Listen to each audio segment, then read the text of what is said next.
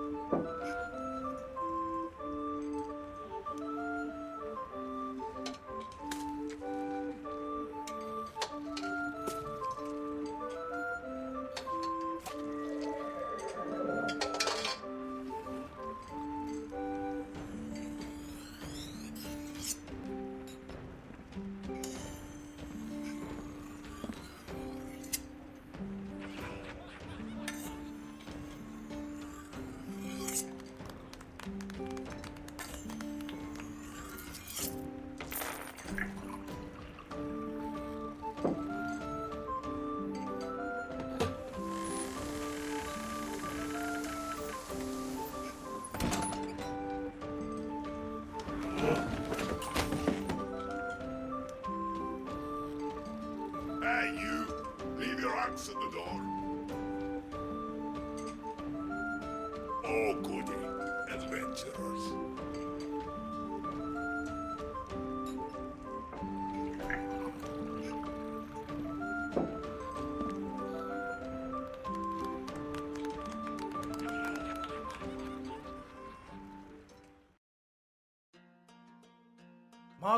Mogul, I made a map of the city.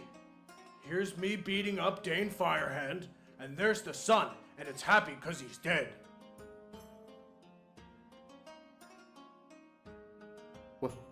Why would the sun be happy, Grimdar? Never mind. That's not even a map. I don't know how to make maps. Do I have to bink or bonk? No, you have to ink. Carnet. Oh, I don't know what that is. Incarnate.com is a web-based map-making tool. Web? Like Loth? No, Grimdar. Interweb. Oh, like two webs. No, Grimdar, let me finish my bit. Bring your fantasy worlds to life in stunning detail. Go to incarnate.com and sign up today. Don't be like Grimdar. Oh. Bink, bink.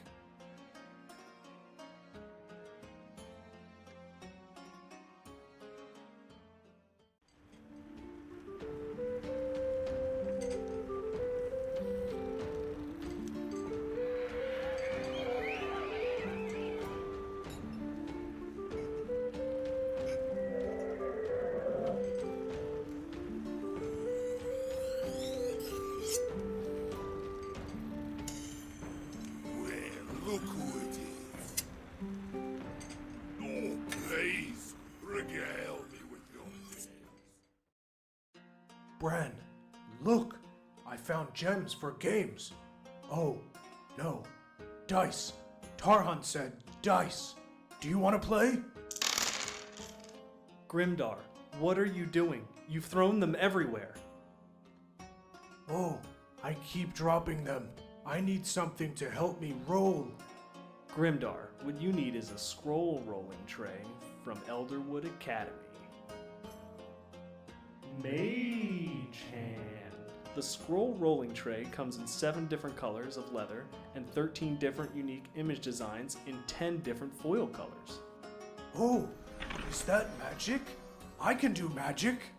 You can also choose from 2 different wood colors and 6 different flourishes. Bran, I broke my dice. They're small now.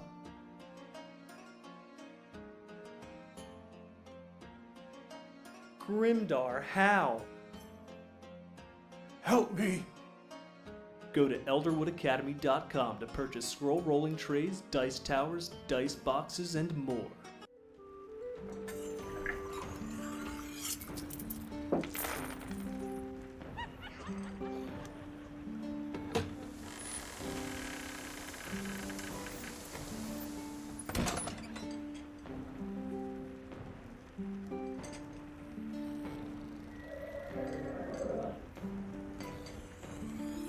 Take me with you.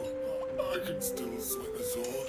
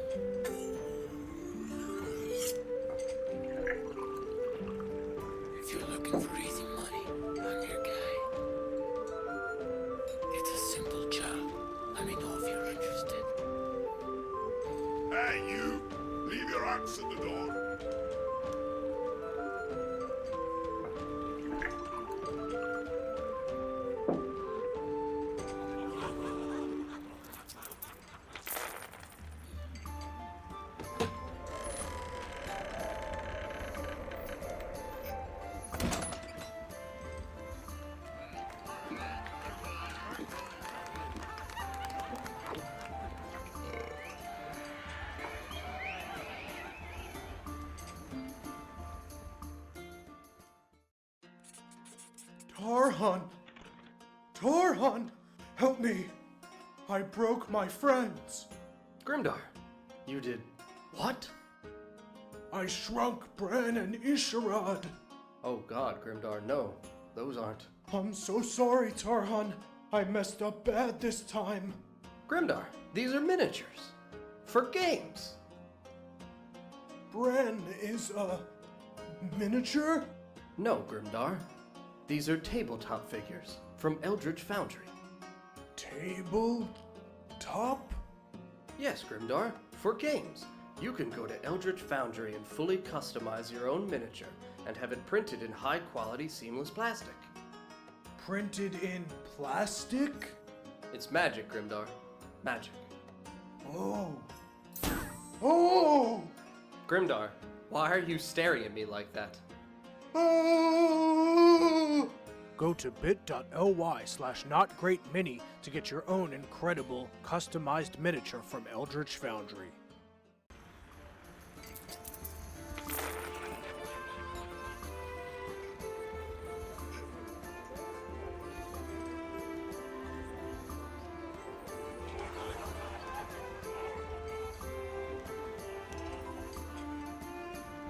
Oh, please, regale me with your tales.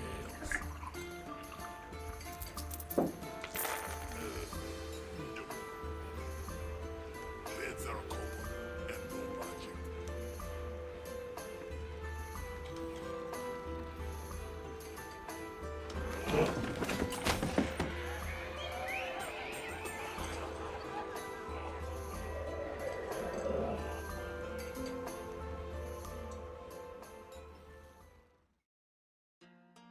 Look, Tarhan, I found some gems. Now I can pay Bran back. Grimdar, my good man, those aren't gems. Those are dice. They're for games. Games? Like wildebeests? In the grasslands?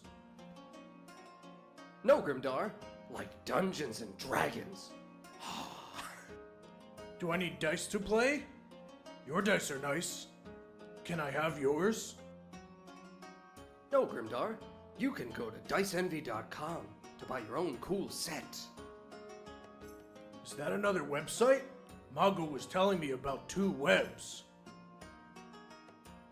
Yeah, Grimdar, and you can use promo code NGDC to get 10% off.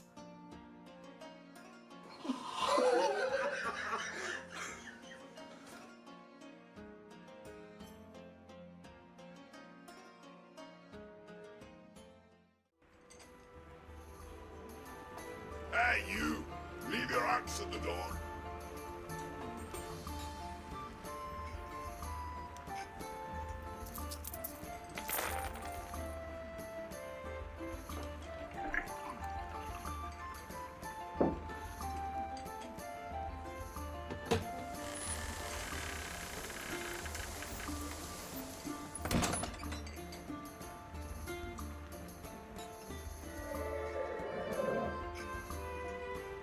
I was quite famous in my day. Perhaps you've heard of me.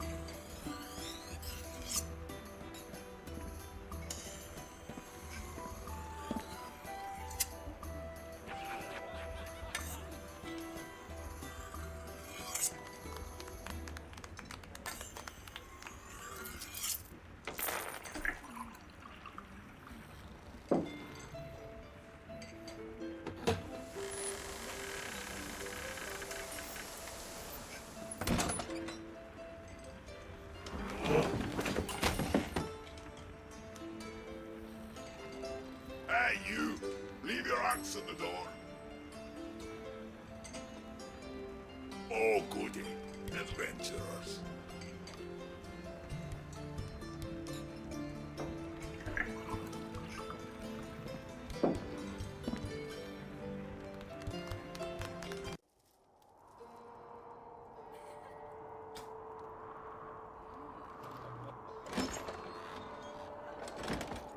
Come on in, traveler.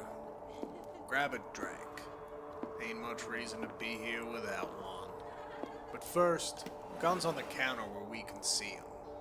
House rule. Alright then. Now, let's get to the part that matters. Wasn't so long ago that this world was simple. Twin souls rose over a land of dust and grit, towns rising from timber and sweat, fortunes carved from the bones neath the dirt. The Fey Frontier. Life measured by the weight of a harvest, the sharpness of a blade, quickness of your draw, the strength of a name. But then the sky split open. A cosmic river of neon light tearing its way through the stardust, carrying with it the echoes of an unknown somewhere. And when the light faded, they remained. The remnants. Vast metal ships floating at the edge of the sky, not quite still, not quite drifting. Lights flickering, patterns without meaning, signals with no reply. Waiting. The lights went dark. Faint. Forgotten. Presence known only in the places the stars refused to shine.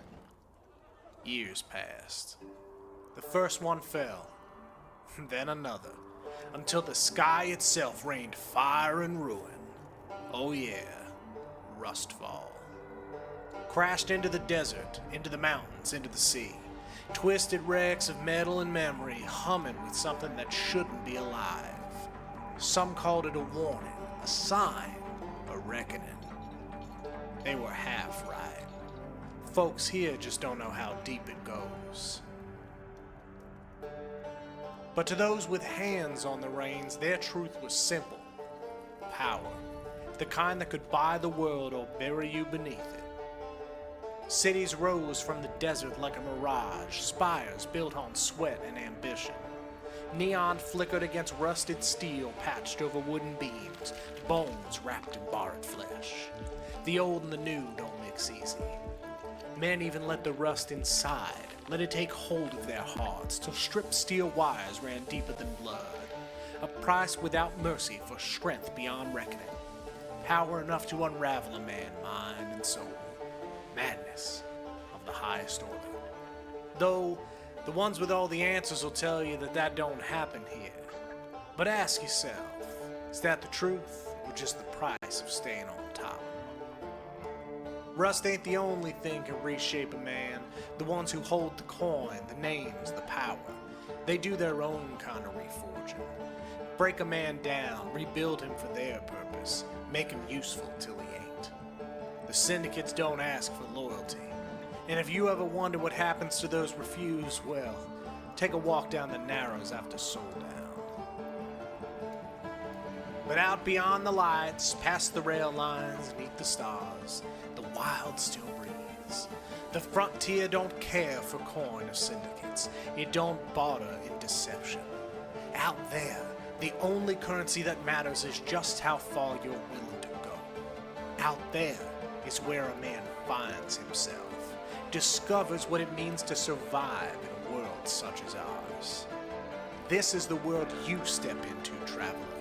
A place where fortunes are made on a handshake and lost on a shot fired too slow. A place where the rich grow richer, the poor grow desperate, and the bold, well, the bold carve their names into history. Here, old wrecks still whisper, dying engines grow beneath the dunes. Fading lights, desperate beacons in the pits, flickering with the memory of something no one was meant to understand. A land of steam and steel, neon and gunpowder, dreamers and devils, a world where flesh and dust meet smoke and rust. But you have a choice. You can wander these wastes like so many before you, another nameless soul chasing fortune or folly. Or you can make your mark in the sand. Drink up, traveler. Ain't no promise when you'll find a friendly face again. This tavern, in the lands of nowhere, if you only think about finding your way back, you're already lost. Sands of time ain't flow like that. Best sharpen those spurs and check those chambers. The Fey Frontier don't wait for no one. Get moving.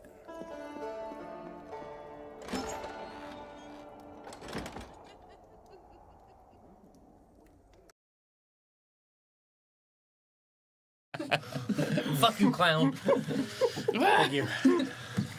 Hello, everyone. Where's my music, dog? Wow. It's playing. Listen to the Well, it's at a sounds. lull, and I don't like it. Playing the sound. Sound. Send in.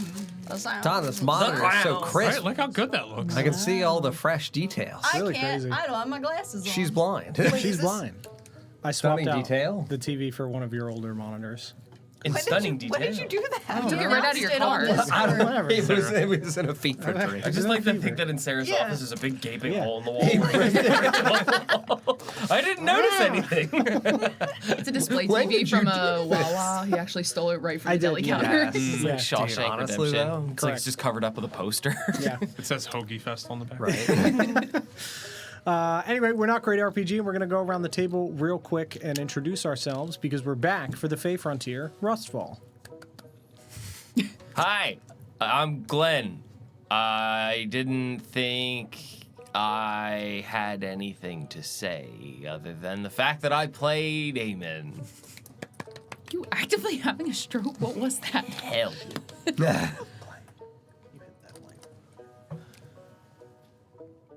Glowing like an angel. Hi, I'm turn it back off. Sarah. And I play Genevieve. What? What? You just He's You're going. It's your turn. Yeah, and I'm done. I said my name. I said feel what like I play. he forgets that he's not wearing the mask sometimes, so he Close can't your just idly eyes. stare. Love the level of hostility today. I'm John, and I play Dawn, and I'm here for it. Whoa, John, calm down. Calm down. I'm What? DJ, and I'm afraid to look at Sarah. Let me put my mask You guys on. are getting really good at disciplining dogs. Hey.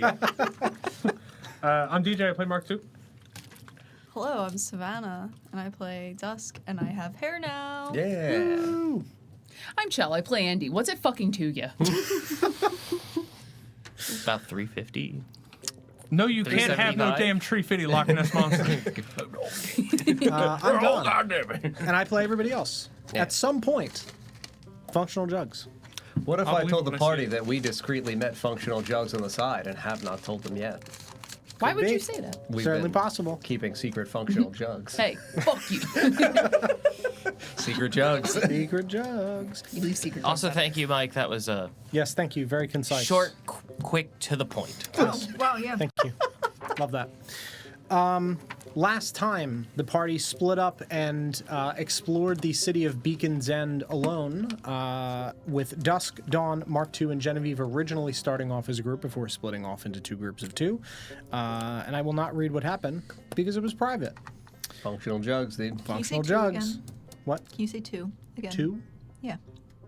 You said Two. it like 6 times. Mark Two II. groups of two. Mark Two two. groups of Mark two. two. Mark two. To the other two. As well. Yeah, to the other two. Damon and Andy To the Two. other two. did some other things. Mm-hmm. And then the How party... many of them were there in that group? Two. Oh, thank you. Yeah. Were there two in that group too? I hope so. There were two.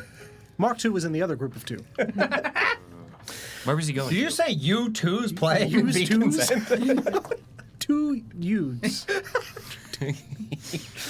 After that, the party Youths, met back up outside of the shops that they had been talking, and after their various endeavors, filled each other in as to roughly what they discovered and what they think it all might mean. Bradley Beaverton, a trustworthy man, comes over to tell Mark II and Jen that in the 20 minutes that had passed, he had not spotted anything suspicious. Dusk and Dawn followed up with Bradley about who he is and why he's here, and he's rather open about his owing money to many folks in Las Vegas in gambling debts. He then recognizes that they are bounty hunters, as they allude to that very strongly, and while not having a formal bounty out on him, they could absolutely turn him in or kill him because he does owe a lot of people a lot of money. They instead ask him to keep an eye on Alistair Wendell and Richard Tannenbaum should his gambling paths cross again, as he indicates he had gambled in their presences before. They also request that should he hear anything peculiar, or if anyone continues to talk about Morgan Lux, or about Roland Bumbledore, or the Stera family, to send word immediately or leave word with Lotta at the Grinning House.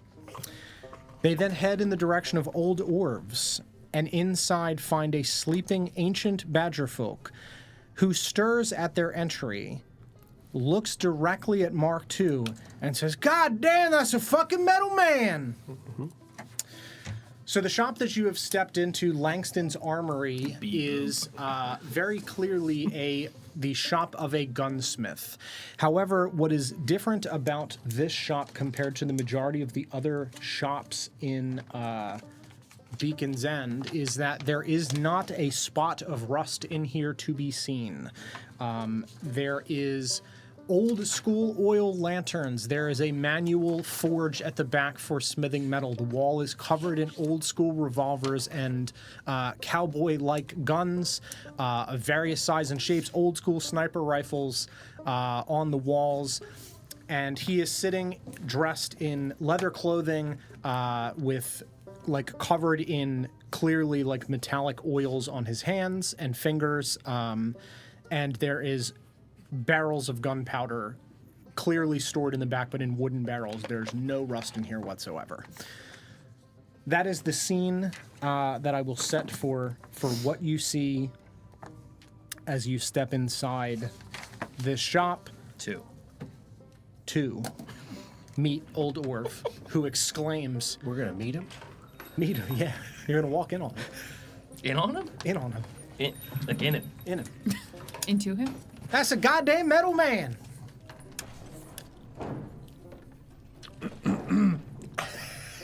Hello. Y'all trust this hunk of bolts? Everyone's here? Mm-hmm. It's quite the observant one.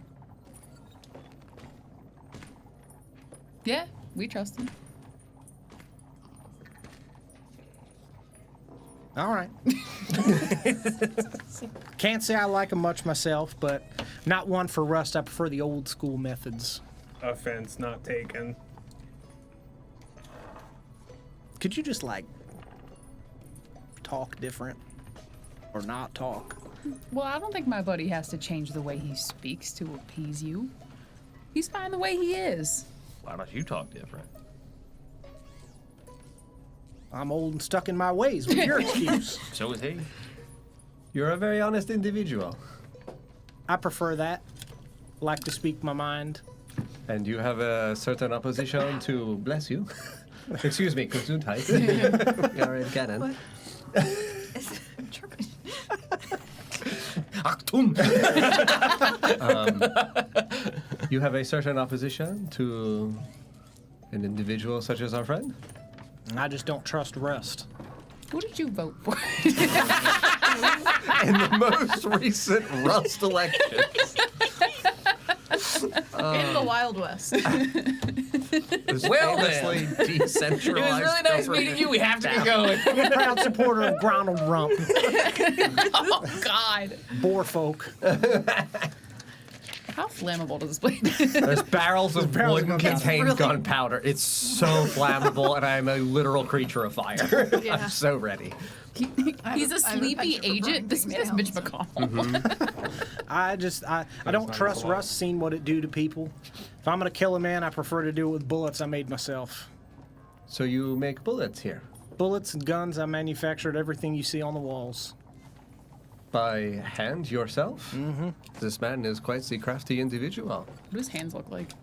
They are the badger hands, but they are covered with oil slick on the edge of his fingers, where the rest of his fur is kind of covered in a thin layer of gunpowder. The fingers are matted down with oil from working this metal.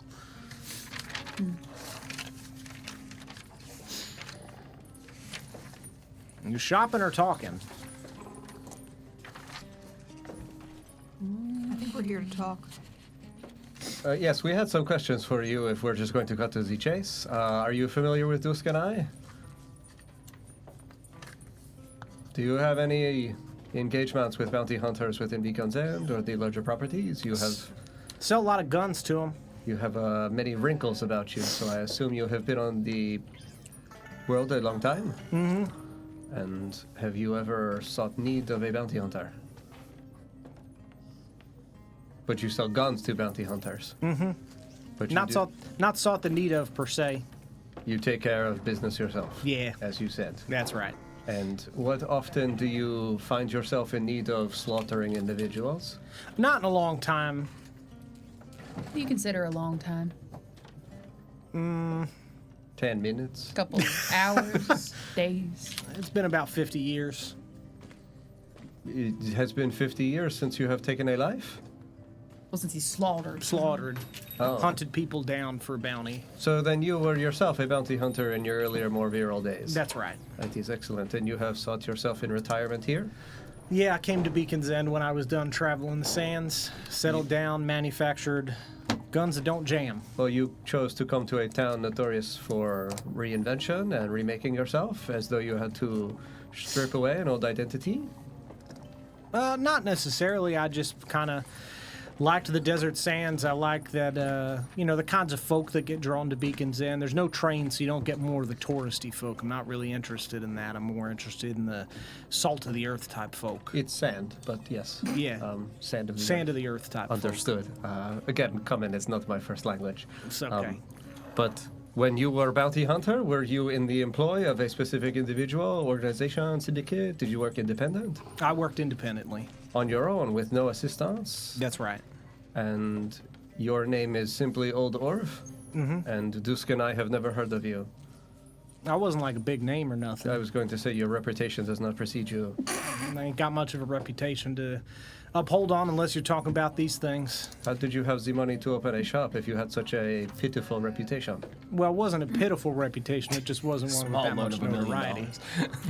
You had enough gold, though, being, as my people would say, small fry? Mm-hmm.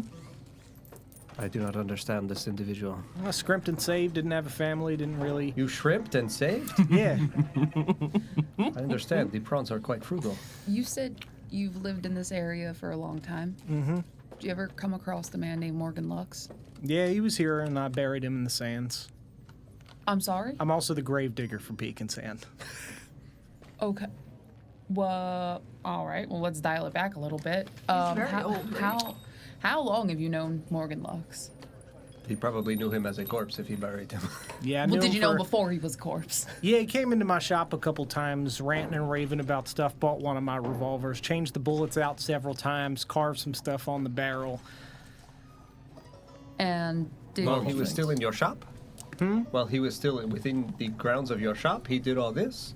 Yeah, he came back a couple times and swapped out the casing, like the bullets that I had sold him, told him that they were different ones, but they were exactly the same ones that I had sold him. I sign all of my bullets on the back, so I know that I made them. And he kept the gun, told me that they were different bullets. What else he do? Yeah, he crouched down in the center of the shop and he carved his initials into the center of it. That's how I knew what his name was. Because he told me after I pointed it out, and then he crossed that out, and then he wrote something in scribbles that I didn't rightly know what that meant. On the floor. The scribbles still here? On the gun. He crouched down in the center of the floor. Okay. And he'll crouch down, and Oh, he's he's just... carving into your floor. No. So you never met him when he wasn't deranged? Crazy? No, he was pretty much the only time I saw him was the little bit of time that he spent in Beacon's End, and man was out of his mind. Up on the mesa, eyes like a damn reaper, looking over things at night. Ridiculous behavior. Wandering around with his gun. Do you spend much time late at night observing the surrounding areas? Well, I see a lot of stuff when I'm, so I got like a little bit of a service here that I work with the Iron Vale Enclave. They drop off bodies that are either tagged or untagged and take them out of city on a cart, and I either bury them or I leave them for the Reapers to come pick them up. And where outside of Beacon's End are these burial plots that you utilize? There's like a small parcel of land west about a mile. I could show you if you're interested. I would love to see this burial plot. All right. You said the Iron Vale Enclave pays you to sort through the dead? Well, not so much sort through the dead. It's just somebody's got to get them out of the city. They don't really like the Reapers wandering around town. So, and some folks, like more of a traditional burial. They don't want their loved ones carted off by monsters into the night to God knows where. So, That's reasonable. They pay for a burial service. We tag them with red tags, and then they either get buried in the group plot if it's somebody that's been tagged that hasn't paid for a burial plot, or I bury them in a nice little row. Otherwise, Do you dig these graves yourself? Mm-hmm. You are quite old. How? Shovel. Your bones are brittle. Oh no, they're pretty strong. I got shovels. He's a badger. I drink a lot of milk. You drink a lot of milk, and your bones are now not brittle.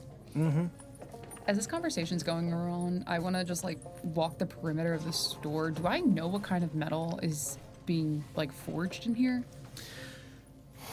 Gunmetal. Steel. Yeah, it's primarily steel. Okay. I wasn't Yeah. sure if there was like any like interesting choices of like metal as to why Morgan Lux would be like, I don't like these bullets. So I would say for the guns themselves, like the barrels are all made of steel. Okay. For the actual mechanical components that matter for the gun, they are, in the revolver sense, like there are wood-hewn handles on some that have inlays of nicer metals and things, like actual nice craftsman work, but the mechanical pieces are all at least reasonable quality steel to your eye. What type of gun did they say that Morgan was using? He didn't. I thought he said he bought a revolver. Then a revolver. Yeah, I couldn't remember if I said that or not. I must have. I might literally have just misheard. It is a revolver. I just couldn't RPG remember if I log. said it or not. Okay. Yeah. All right. Yeah. Yeah, it was a revolver. Does he have any revolvers that are just out? Oh yeah. These are on shelves on like stands out, Okay. visually displayed. These are meant to be display pieces. Old Orv. Old Orv. Can I take a look at this revolver? Of course. And I just kind of hold it and inspect it. What color's the wood? The wood is like a reddish cherry color, and the one that you pick up is a like brass wrapping around the handle portion with this cherry wood inlay. Have we seen cherry woods in the area? You've seen wood that kind of looks like that on houses because everything is just kind of ramshackle from whatever comes in to Beacon's End for shipping crates and other wooden things that are brought in. So there's a handful of different woods. There's not necessarily cherry wood trees that you've seen specifically, but Okay. yeah, there's a lot of different types of wood in Beacon's End. Do you remember what exactly, like, went into making the gun that Mr. Lux was using? He seemed definitely out of his mind, I agree with you, but he was acting quite erratic, and I'm trying to see if maybe there was something he had on his person that was amplifying his craziness, and I don't think there was something along with the gun, but can't rule it out. Yeah, the gun I sold him was a steel barrel. That's what I use for all of my revolvers. I either source them from older guns that have made their way back to Beacon's End, people selling them, looking for, rust upgrades and stuff, trying to get some coin. I take those, I refinish the barrels, bore them out, where I melt the steel down and reforge them myself. This one was a reskin of an existing gun. And it had a brass inlay along the side of the barrel wrapping around down to the handle, and it was a dark birch wood. And there's no way you could have known who the previous owner of the gun was, correct? Mm-mm. As an aside, roughly to what we would expect the age normally for a badger's life expectancy? Yeah. What numerical value threshold would that be? Like 60 to 100? Because this man's been here for 50 years and he retired 50 years ago. Yeah, he's like 100. Yes. Yeah, he's like ancient. He's out there digging Digging graves. graves. In the evening time. Yeah. Alone. Yeah. Badger. Yeah. Vampire. Badgerly. Yeah. That's a vampire. I don't know if he's a vampire, but... Orvlock. Got my Prominent. suspicions. Yeah, that one I believe came in on a crate of, How many years are in here? I call them unluckies, guns that people find out in the desert and they just kind of cart back. The rust ones get sorted out, usually by the scrabblers, but any of the normal guns I just buy from them in bulk. Surely you serviced his weapon when he brought it in? I don't know if they knew Well, each other that I well. sold the weapon that I did make him, yeah. Well, did he ever bring it in for servicing?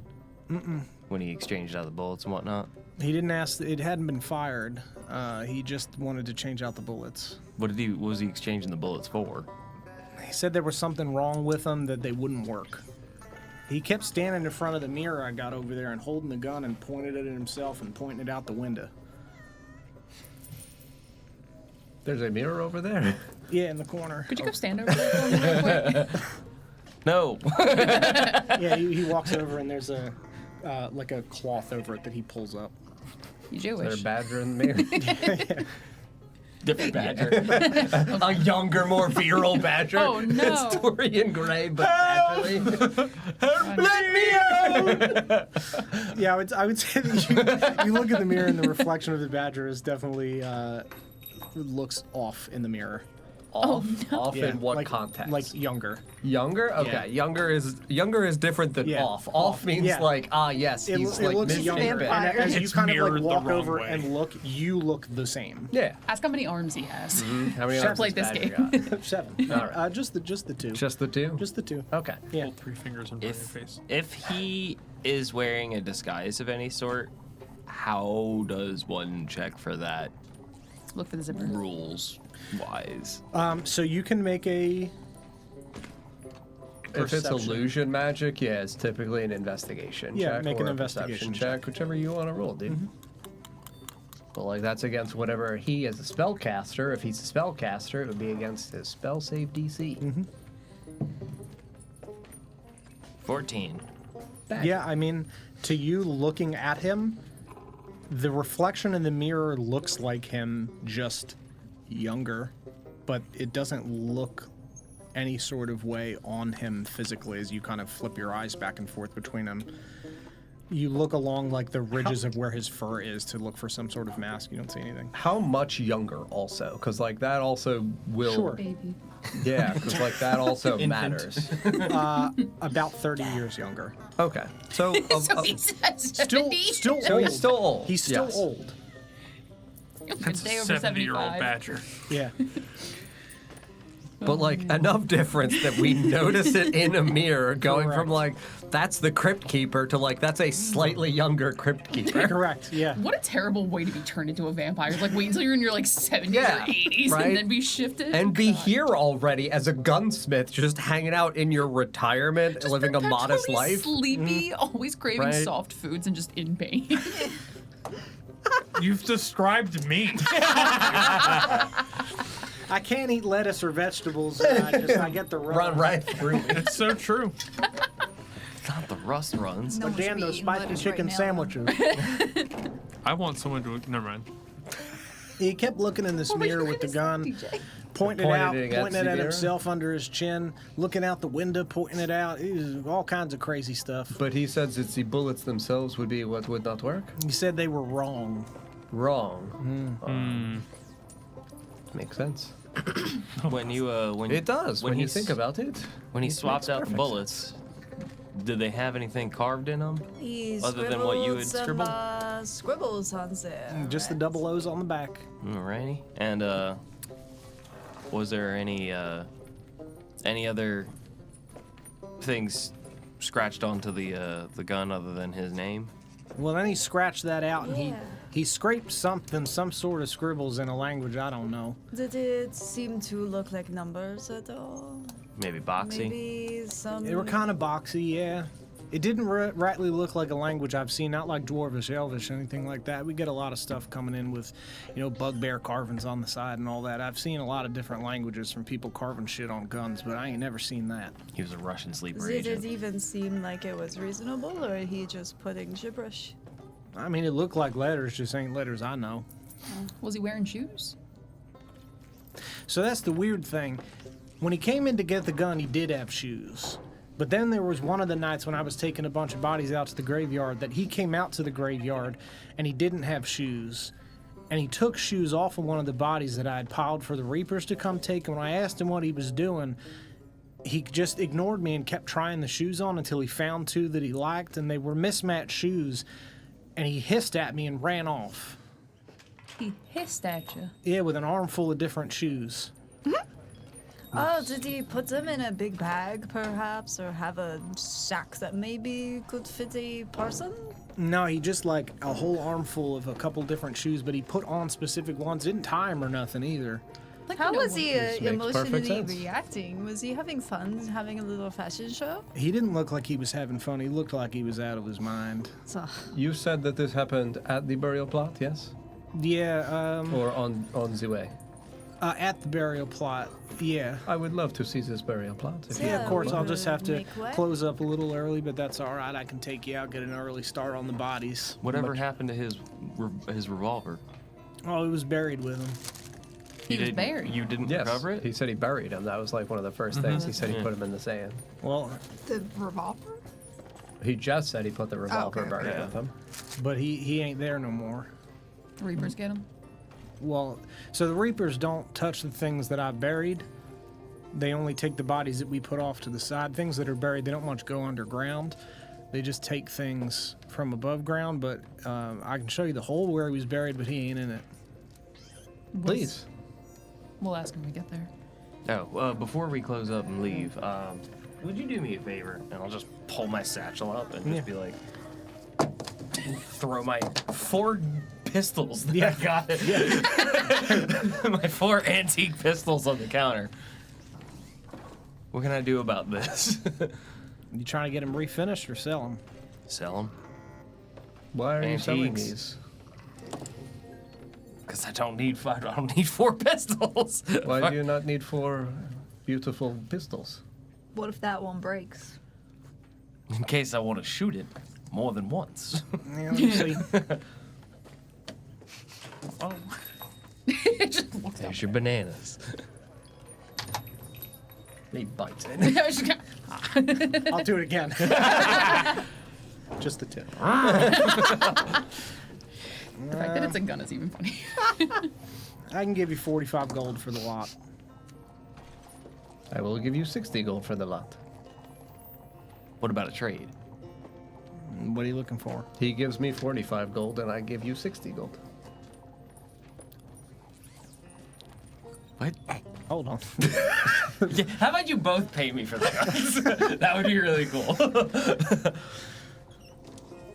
What are you looking for? I don't know, maybe something similar to what Morgan Lux had gotten. Walks over. Homie, that is an RPG lock. That's a Hell flamethrower. yeah. Yeah, it is a similar revolver with a slightly different pattern of the brass metal that's almost like a wave form wrapping down into this similarly dark patterned wood. And that there's 50. Unicorn hair center. Yeah. Gun chooses the man. So. If I shoot you and it hits you, it's yours. Old Orvalander. Yeah, that's I my full name. shoot you, you buy it is a great motto, though. For Orvalander. If I kill you, you gotta buy it. Legend says that he who must not be named has the same gun. Used it to kill his parents. Oh, Jesus. I'd do an even trade for the 4.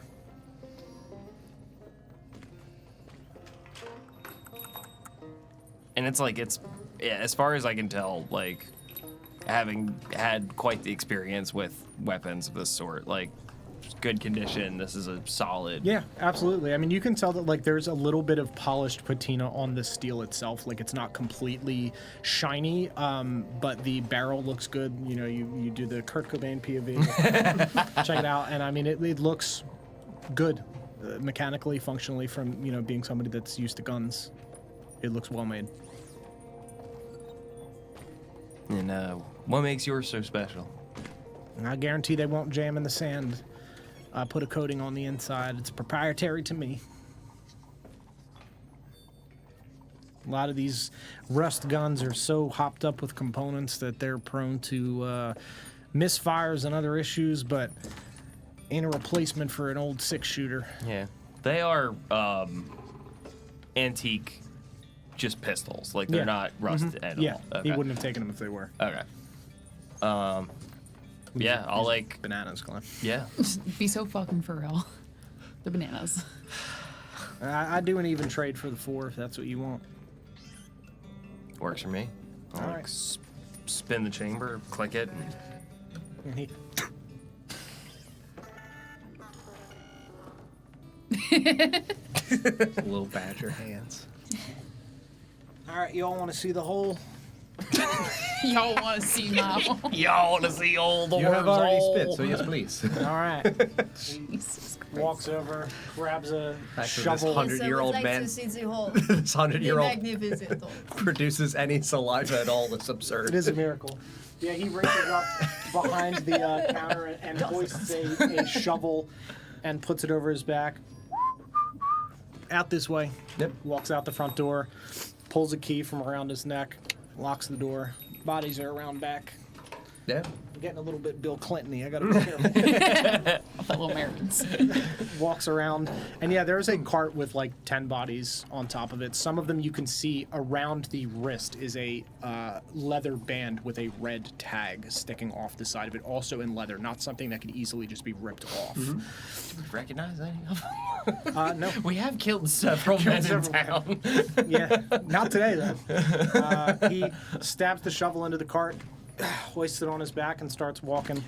He's Wait, carrying hoist the car. cart on his back, or do you the mean edge of the cart? Yeah, Thank like you. He has his own yak. Yeah. He's Oh like, my it's like a God. rickshaw. Yeah. Yeah, he's Bring out your dad. So what brings y'all to Beacon's End? Dusk Following and this I are morning bounty watch? hunters. We are here to investigate the murder of this individual. He died several months back, though, so we are a bit behind the trail, and we are simply looking for individuals that had spotted him during the days preceding his death. Fair enough. We heard that he was killed in quite a gruesome fashion. Oh yeah, he was. Yeah, when he got brought in, I normally somebody with no connection to the town and no family to speak of, at least that we could find in Beacon's End. And normally that'd be someone we leave out to the Reapers, but Bastion paid for him to get buried. The Bastion, the bugbear. He usually does that for people that die in the Hollow Prow, old folks that fall ill or something like that. How much is the charge for a burial? Well, I got to deal with Bastion, so I only charge them 15 gold, but it depends on if they're just getting hoisted into the town plot or if they want an individual burial. So these, all 10 of them had the red tag? Or some no. of them? Yes, some of them, yes. So then you do this your entire time in Beacon's End?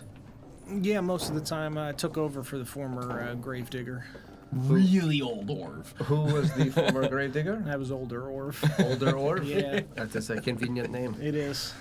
Older Orv. Is that who's in the mirror?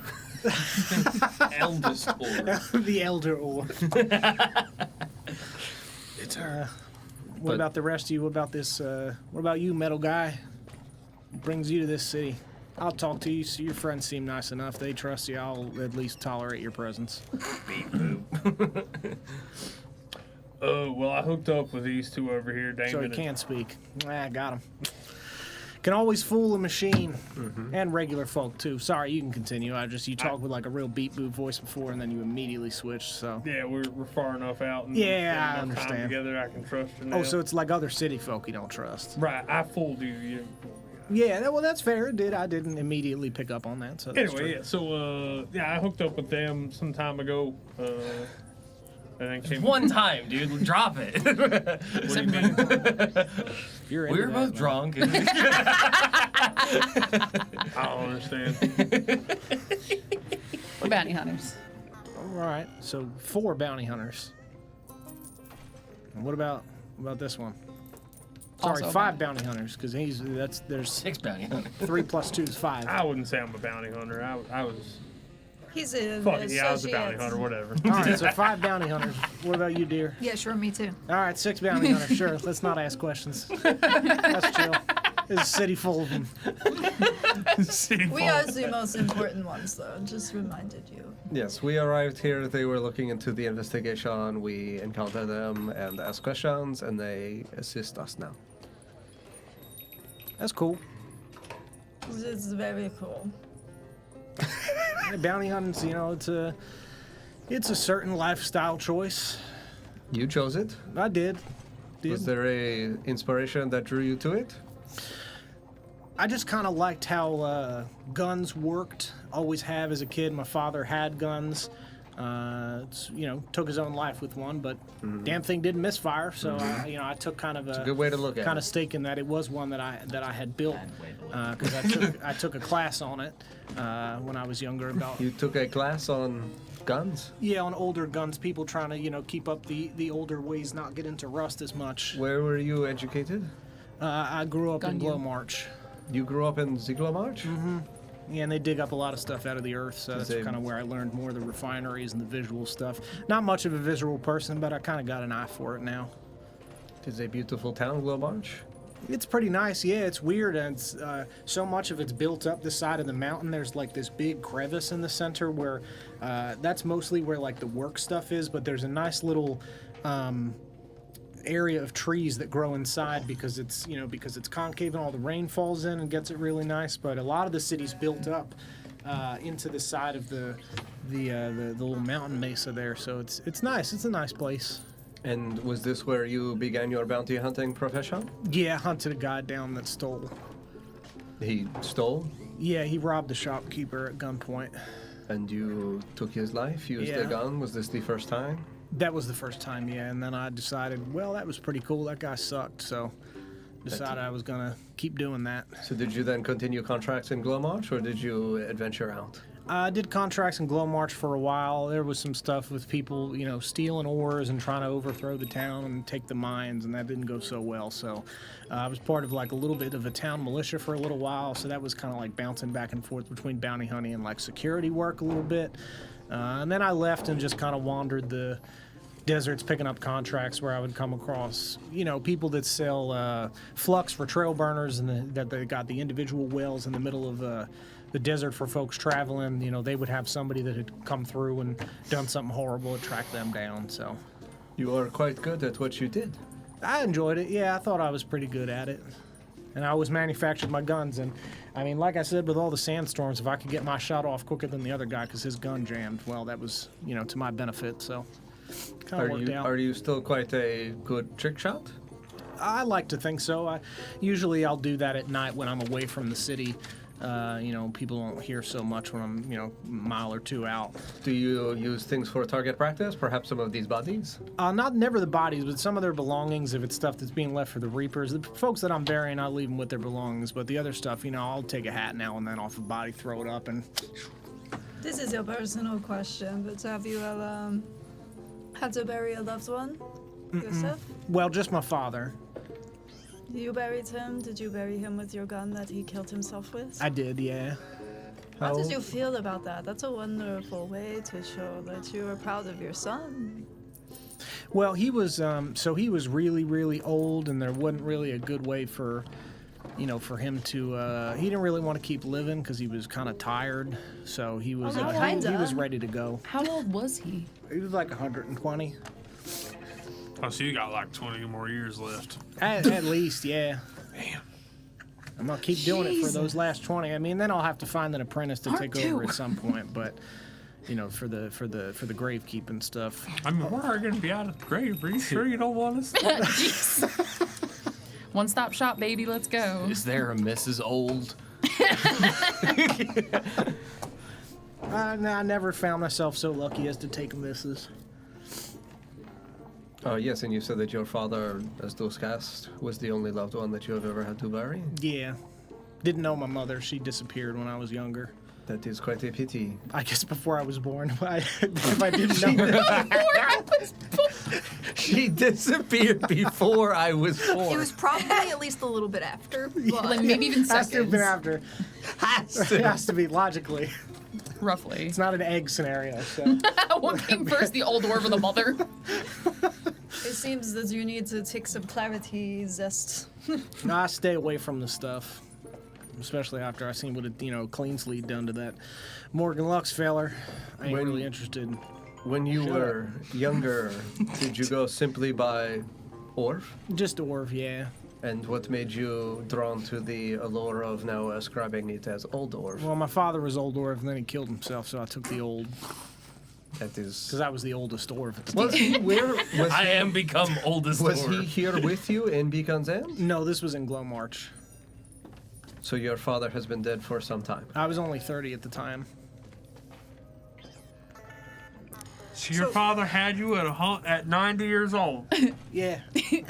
Quite a virile old man. I fucking guess. So he fucking guessed. So, you've been going by Old Orv since you were 30? Mm-hmm. 70 years. And So he was a bounty hunter for like 10 years and then became Old Orv. As a 31-year-old, I'm ready to claim my place as Old Shell. and then And then you found your way to Beacon's End. Mm-hmm. After another 40 years of bounty hunting. 30 more years of bounty hunting. And just so happened to take over the shop of Another man who happened to be named Older Orv. No, that was a joke. That man's name was Gerald. I don't know why we're asking questions. Gerald Orv. Gerald. This all makes a lot of sense. to me. Geriatric Orv. Geriatric Orv. Gerald for short. So you've heard of my grandfather. Oh, God. How close are we to where the Yeah, burial you guys plot are would now, be? during this conversation, have Yeah. approached, and you can see that there is a fenced-off area. This is like a mile to a mile and a half outside of Beacon's End, away from the crowd. And this is after, so if you were coming from the market and walking towards where the square where like you saw where you met the old lady in the bread shop, past that to where the sorting annex is, out of the city that way about a mile and a half is this plot. Of fenced off area that goes quite far. Yeah. For very simple burial plots, it's just a thin sheet of stone or a plank of wood on some of the graves. Some of them are unmarked but notated. Like it's literally, if you picture a field of like corn or something, it's just body, buried. There is another section in the corner which has clearly had dirt disturbed more recently. As like the group burial plot. Okay. Is there like an entryway, like gate that he has to like give us access to go inside with? Okay. He walks forward, and there's not like locked or anything. Oh, he okay. just picks up, pulls it open, hoists the cart over. You wouldn't mind closing that behind you? No Any problem. bodies run away. No, neither do we. We would have to chase them for you. Yeah, it'd be terrible. I mean, I'd shoot him. That only happened once. A guy was faking his death, but he didn't get away. Was he trying to I bet he escape wasn't from faking it for long. some crimes? Yeah, he was a strangler within Beacon's End. They thought that they caught him, and then he died while he was in captivity under the Iron Veil Enclave. They were questioning him, trying to figure out what they were going to do with him, because there's not really like jails or stuff here. Mostly, they just kill folk. He fell ill and passed, and then I guess whatever he took wore off too early, and he moved, and then he saw me and he bolted, and it didn't go so well. He got about 40 feet from me. And then you shot him? Yeah. And then he was dead? He was, yeah. You after buried that. him? No, he got left for the Reapers. But there was a hole in his head, so I'm pretty sure. How do you decide who gets buried and who goes to the Reapers? Well, it depends if the folks get paid or not to get buried. Those with the red tags, they get buried. The ones with the blue tags go to the normal, kind of like unmarked burial plot. The pit. The mass grave. Yeah, you can see that there's like a giant stone furnace off to the side. Yeah, they get burned and then their ashes get dumped in the hole. And then, everybody else that, has somebody pay for them, they get buried individually, side by side. And if they've paid for a little placard, I'll carve their information on it, put a placard down. And then the rest of them take the cart, and you can see that there is another cart on the other side of a gate on the other end that clearly, at this point, does not have bodies in it, but seemingly would have. I leave the cart there, come back next night, bodies are gone. Reapers come usually overnight. Do you mind showing us the burial plot of the Mr. Lux? Sure. He walks for like 3 minutes down this path of bodies and stops, and it continues on because there's been 6 months of burial since then. That'll be this one right here, this open hole. just a simple carved stone. There's no name on it or anything. Bastion just wanted it marked as one of his guests, but yeah, no identifying information or anything. But that's where he was. I buried him there.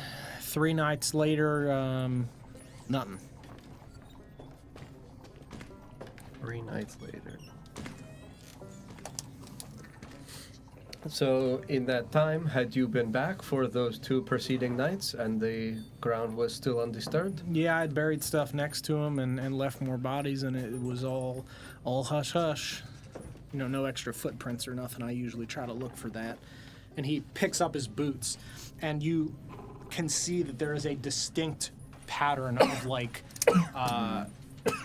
cleats almost, but with a symbol on them. Okay. So I can track my own footprints, see if anybody else is creeping in, see if, the Reapers have wandered through. It's the double O's. Yeah. Yeah, I mean, if this was a plot, Yeah. and there had been dirt thrown back over it, where is the, redistributed dirt?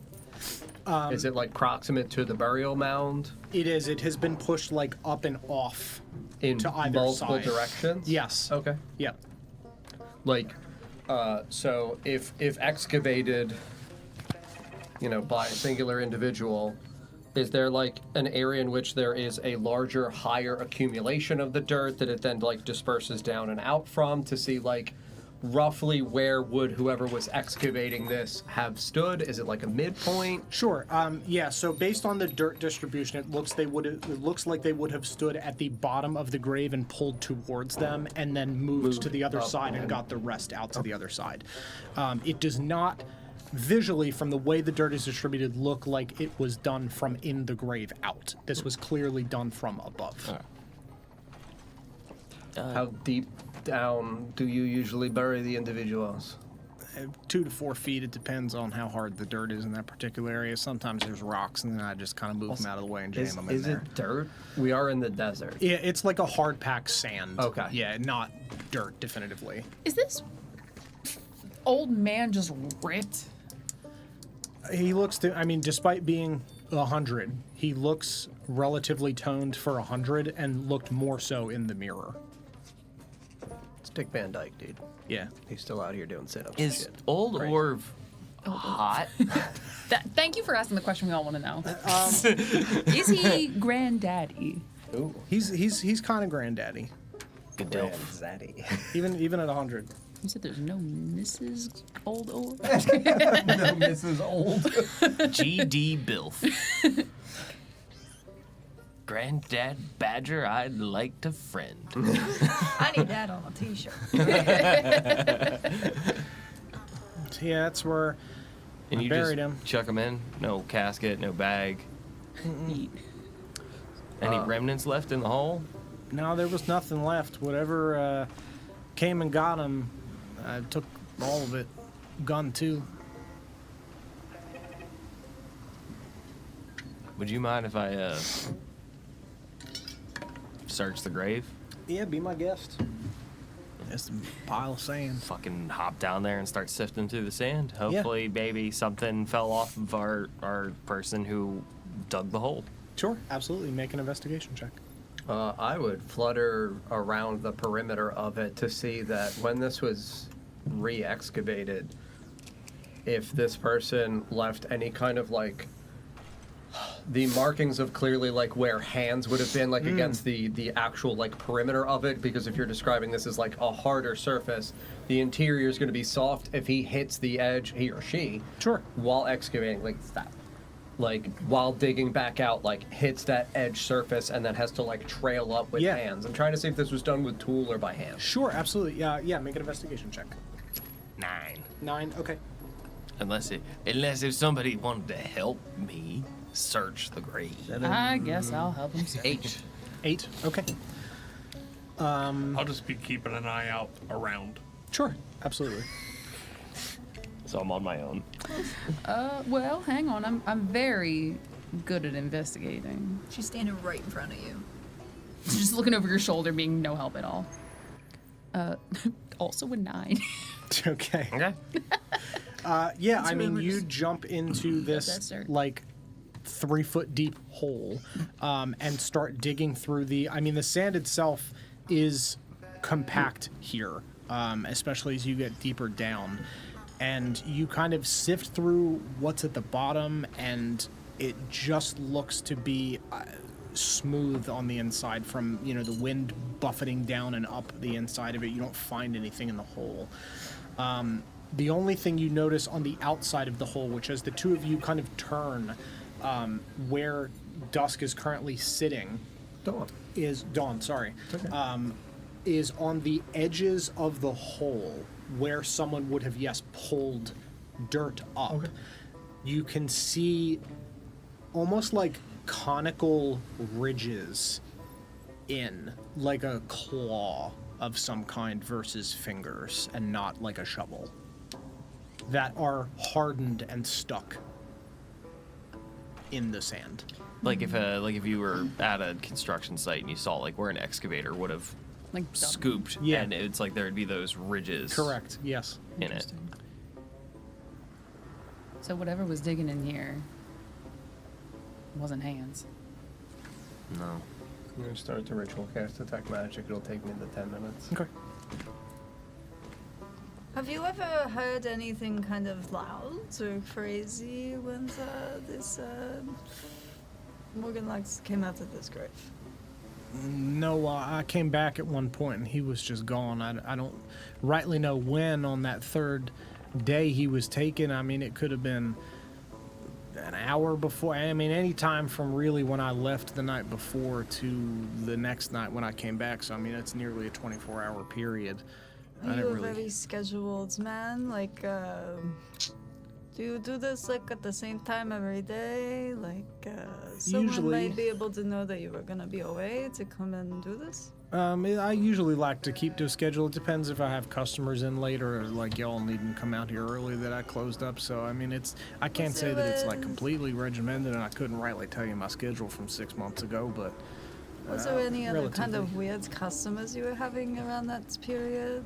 Because he was a strange guy. Did he ever bring us friends, or even not related, just another weird, bizarre meeting? He never brought anyone with him. It was just him wandering around the shop on his lonesome. Other odd folk. There was a handful of people that came in and looked at the guns and didn't really talk to me, but other than that, nobody really weird comes to mind. I mean, most folks, even if they're not purchasing something, will like say something. Any visuals stand out to you? Hair color, injuries? Rust? I mean, there were people with rust, and arms, but I see so many folk, it's hard to remember. Nothing really sticks out in my mind. I'm just presuming you were pretty distracted when this happens, because how does something so obscure happen out of your sight?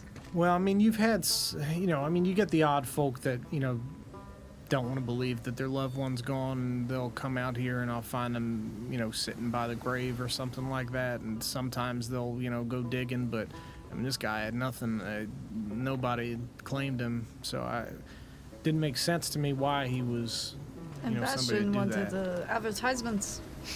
Right, exactly, yeah, it didn't make much sense. Bastion come to you with the proposition of burying him?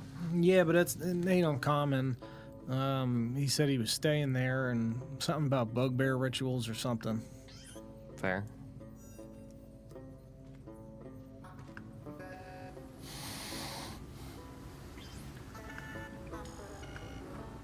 I don't know if anybody else has anything during the time while I'm doing Detect Sure. Magic, or whether or not you want to jump to that. Yeah, Like, that's up Genevieve to would you. probably just I don't. sketch out the dug up grave.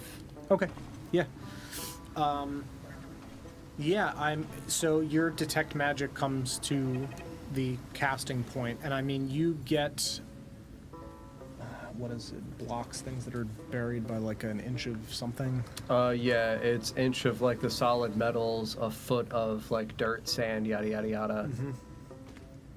But yes, there are definitely points at which the detection would not breach through. 1 foot of stone, an inch of metal, thin sheet of letter, 3 feet of wood or dirt. So Yeah. some of these graves schools of magic. Yeah, because you said you did 2 to 4 feet down for the digging for a lot of them. Yeah. I don't know also like what distance like separation there would be like out like distally from my sides for other graves. So like I might only detect 1 or 2 graves nearby, and this one as well. As well as Old Orv. All the graves light up. Yeah. Oh god. Yeah, I mean abjuration, conjuration. Yeah. So within 30 feet, I mean, the graves are like, they're like packed next to each other effectively. So, I mean, within the 30 feet, you're getting small pips of things buried with these folks. Yeah. In the Lux area, what? In the Lux grave? In the Lux grave, in the bottom of the grave, packed in against the wall, you get a ping of abjuration magic. Okay. What is abjuration? Like shields and wards and things like that. Okay. So like protective spells. Yeah, I mean, I would go over to that general area. You said it's at the bottom? Yeah, like effectively the point where someone would have reached into the lowest point to pull up, compacted against the wall here. And down here. Yes. Okay. Yeah, no, I would go over there and I mean, I've got all kinds of tools and shit for like shovels and whatnot. Yeah. Like I would definitely take out like a little spade and dig around the area for like if I'm getting like a pip and it's like in whatever shape, I would dig around it. Sure. Yeah. I'm not trying to like dig into the center of whatever might theoretically be either lingering here. Sure. I'm trying to excavate around it. Yeah, absolutely. Cliff of Warning. Yeah, that. Yeah. You dig into the dirt here and scoop around and pull up. And, you know, much like a metal detector, you get the pip from the dirt that you've dug up. Sifting through. Yeah, Carefully. you brush off. Damon, the area that he dug was like just to the right of where your boot was, effectively. And you don't even see where he is digging out. I mean, it's under like maybe an inch or two of packed sand. Pops this out, brushes it off, and you can see that there is a very small signet ring that is giving off abjuration magic. And as you flip it over, you see on the signet ring is just the symbol of a lime with BTC carved into the center.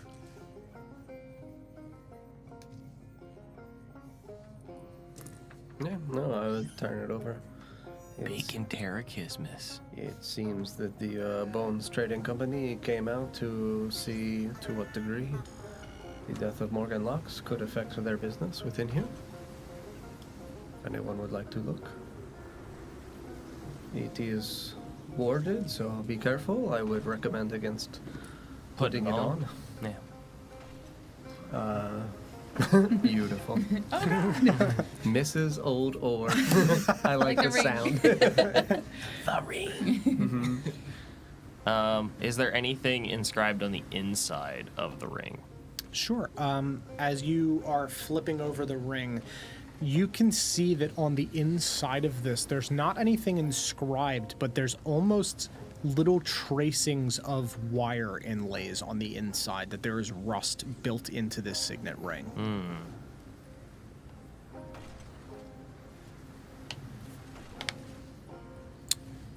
I'd hand it to Andy.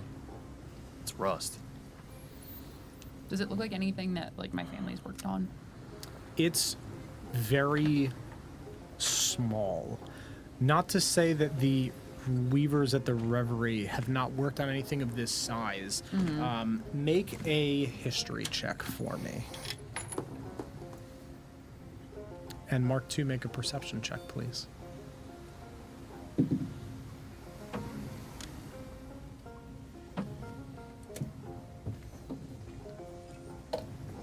History, you said? Yes. 10. Okay. I would say that the weavers of the Reverie absolutely have worked on rust rings or adding rust to particular rings with like sleeves built into them for particular purposes. some of them are for shielding magic. Some of them are to put, like contacts in the edge of it to do like an electrocution thing with it. Hard to tell with this if it is specifically something that came from the Reverie or to what degree of like advancement this is compared to the things that you've seen. I would relay that to everybody. Sure. 18. 18. Okay. Yeah. So you're looking around, and there's a pitchfork. You see, like, 1.5 miles to 2 miles out, because I mean, this part of the desert, the way that you are looking is flat, so you're getting that like mirage effect. But you just get like a wisp of cloaked figures off in the distance. Pull up sword, gun, sword. Flip it into rifle mode. Yeah. Use the scope to look out into the distance. Yeah, you get a slightly closer look at that, and you can see that it is Reapers, like 2 miles out. Not moving in this direction, just standing. Stationary? Stationary. I mean, they're moving, but they're not moving towards Which way are they moving? They're not moving. They're standing stationary, but they're not motionless. Sorry, that's a better way to phrase it. Gotcha. Okay. Yes, Okay. they are moving, but they are not. They are motionless. But they're not moving in a direction. They are not motionless. Yeah. They are moving their arms. They're not moving in a direction. Turning. They are not moving in a direction. Got it. They're not traveling. They are not traveling. Okay. Yes, they're not traveling. They're moving, but they're not moving. Yeah. And they're facing us. Some are facing you. Some are facing off in other directions. All right. I'd say there's some Reapers about 1.5 miles, 2 miles that way. Yeah, it makes sense. They might have come across someone. They don't usually come this close to the city till later at night. They probably stumbled across the poor folk out there. It ain't that uncommon. If they get any closer, can you just let us know? Yeah, I'll keep an eye on them. Yep. About how long after you finish do you typically see them? Well, sometimes I don't see them. I mean, it depends on... It's not like they're like waiting for you to finish, though. No, I try to come early enough that it's dark enough so it don't disturb the people of the city, but not too dark that if I wait too long, they're liable to just grab the bodies that I'm trying to bury. That happened a couple times when I came out too late during some of my first, expeditions burying bodies. They just took it right off the cart. Yeah, there's nothing you can do about it. They're just going to take them. So I had to refund those folks and apologize profusely for losing their loved ones. But I took them to God knows where out in the desert. Ain't nobody getting that back. So no one's ever tried to follow them, see where they go? Well, they just keep on going. I mean, folks have tried, but you can only go so long without needing refuel or, restocking or anything. And they just keep going. They don't need supplies or nothing. They just go. And the desert's so hard to follow folk with the mirage and stuff. I mean, you might be following them for a little bit wet back so they don't, stop and just kind of wait you out. But then they just like disappear into the mirage. It's kind of hard to keep track of them. Okay, all right. Disappear into the mirage? Yeah, and once they, get out of your eyesight and they like disappear into the horizon, you think you're following them and you're following something else. Once they get too far out, it's hard to see. When I encountered them previously, do they walk or do they float? They walk. They walk? Yeah, they do walk. So they definitively leave a trail. Yes. But because of their cloaks being on the ground, they cover the trails as they move. It almost looks like they float, but as they billow, you can see that they are physically moving. So the trails are covered as they move. Wedding dress cloaks, yeah. Pretty much. Bang, bang, bang, bang. How long after the death of Mr. Lux were you given his body? Same day. Same day? Who called you to retrieve the body?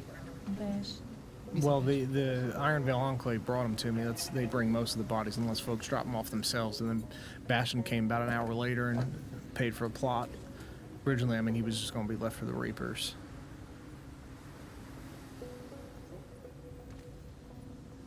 Bastion was acting normal that day? Yeah, as normal as somebody that was staying in his place of business dying could act. It ain't that uncommon. Was Bastion friends with him? Thought he was just a person, but I mean, he did this for folks that stayed in the shop. Yes, and Mr. Lux was killed in quite a gruesome way, so I think it was just a sensation of guilt for Mr. Basham. But with the abjuration magic on the ring, it is most likely there for either alerting or protection. If it was protection, clearly it did not work. Morgan Lux died. He was impaled. Abjuration spells, though, are limited in their function, and I worry, though, that if it is for the Bones Trading Company specifically, that they still had a stake in what Mr. Lux was doing. Oh yeah, and that what's that you got there? I had given the ring over to them, and I think you gave it to Andy. Yeah, Andy's got it. Yeah, she's got it last. You found that in the hole? Yes, that was in the sand. He deep didn't down have at that the on him bottom. when I buried him. He did not? Yes, so At that least not on means- his hands. I mean, I check pockets and stuff too for make sure I'm not burying him with any sort of explosives or nothing. But He also would not have put it in his shoes since he was changing his shoes so frequently. well, he that didn't was have no shoes. ring. He didn't have shoes when I buried Do you him either. remember Didn't if have his shoes anywhere. feet appeared like torn up when you burned him I think it was the excavator. Buried. yes. or buried? And there was an accident. Yeah, I mean, his feet were pretty torn up from walking around without shoes. Or it was in fact left to be an alarm to see whether or not anyone else subsequently came. The Bumbledore Man and the Bones Trading Company, they are not the same syndicate. That's right. So it's maybe they put it there. They to could have- make sure that no one was coming back, or if someone come back. they would Perhaps. know. So, We may have alerted them already. Detect DNA. correct. And if it is a tracking device, they would want to see whether or not it leaves the location. So if it is an alarm, we would have already alerted them. If it was a tracking device, we might not have yet. It could also be simply an implement that the Bones Trading Company individual did lose because they might have had to leave in haste. But these are all suppositions, and we cannot ascertain anything from them. There's no engravings or anything on the ring, is there? There's an insignia of a Oh. lime and BTC on it in the center. And that is not associated with any Lime. groups that we know, any Wait, what? bar, the letters of BTC. BTC is Bones Trading Co. Oh, That's the company that does Fey limes for dominating the zest trade. yeah, I was assuming it was, yeah. Yeah. Bacon Terrachismus, yeah. So, well, the Lux, Told us as the- he worked before for the Claws of Thunder for helping them with zest. And the Claws of Thunder do trade with the Bones Trading Company. It is not unrealistic that there would have been still communications, especially because your documentation, there are still individuals from the Bones Trading Company in Beacon's End that are distributing these parcels of land. It is very probable that there are agents of BTC within Beacon's End. You all might have met with them while you were here. They are quite good at disguising themselves.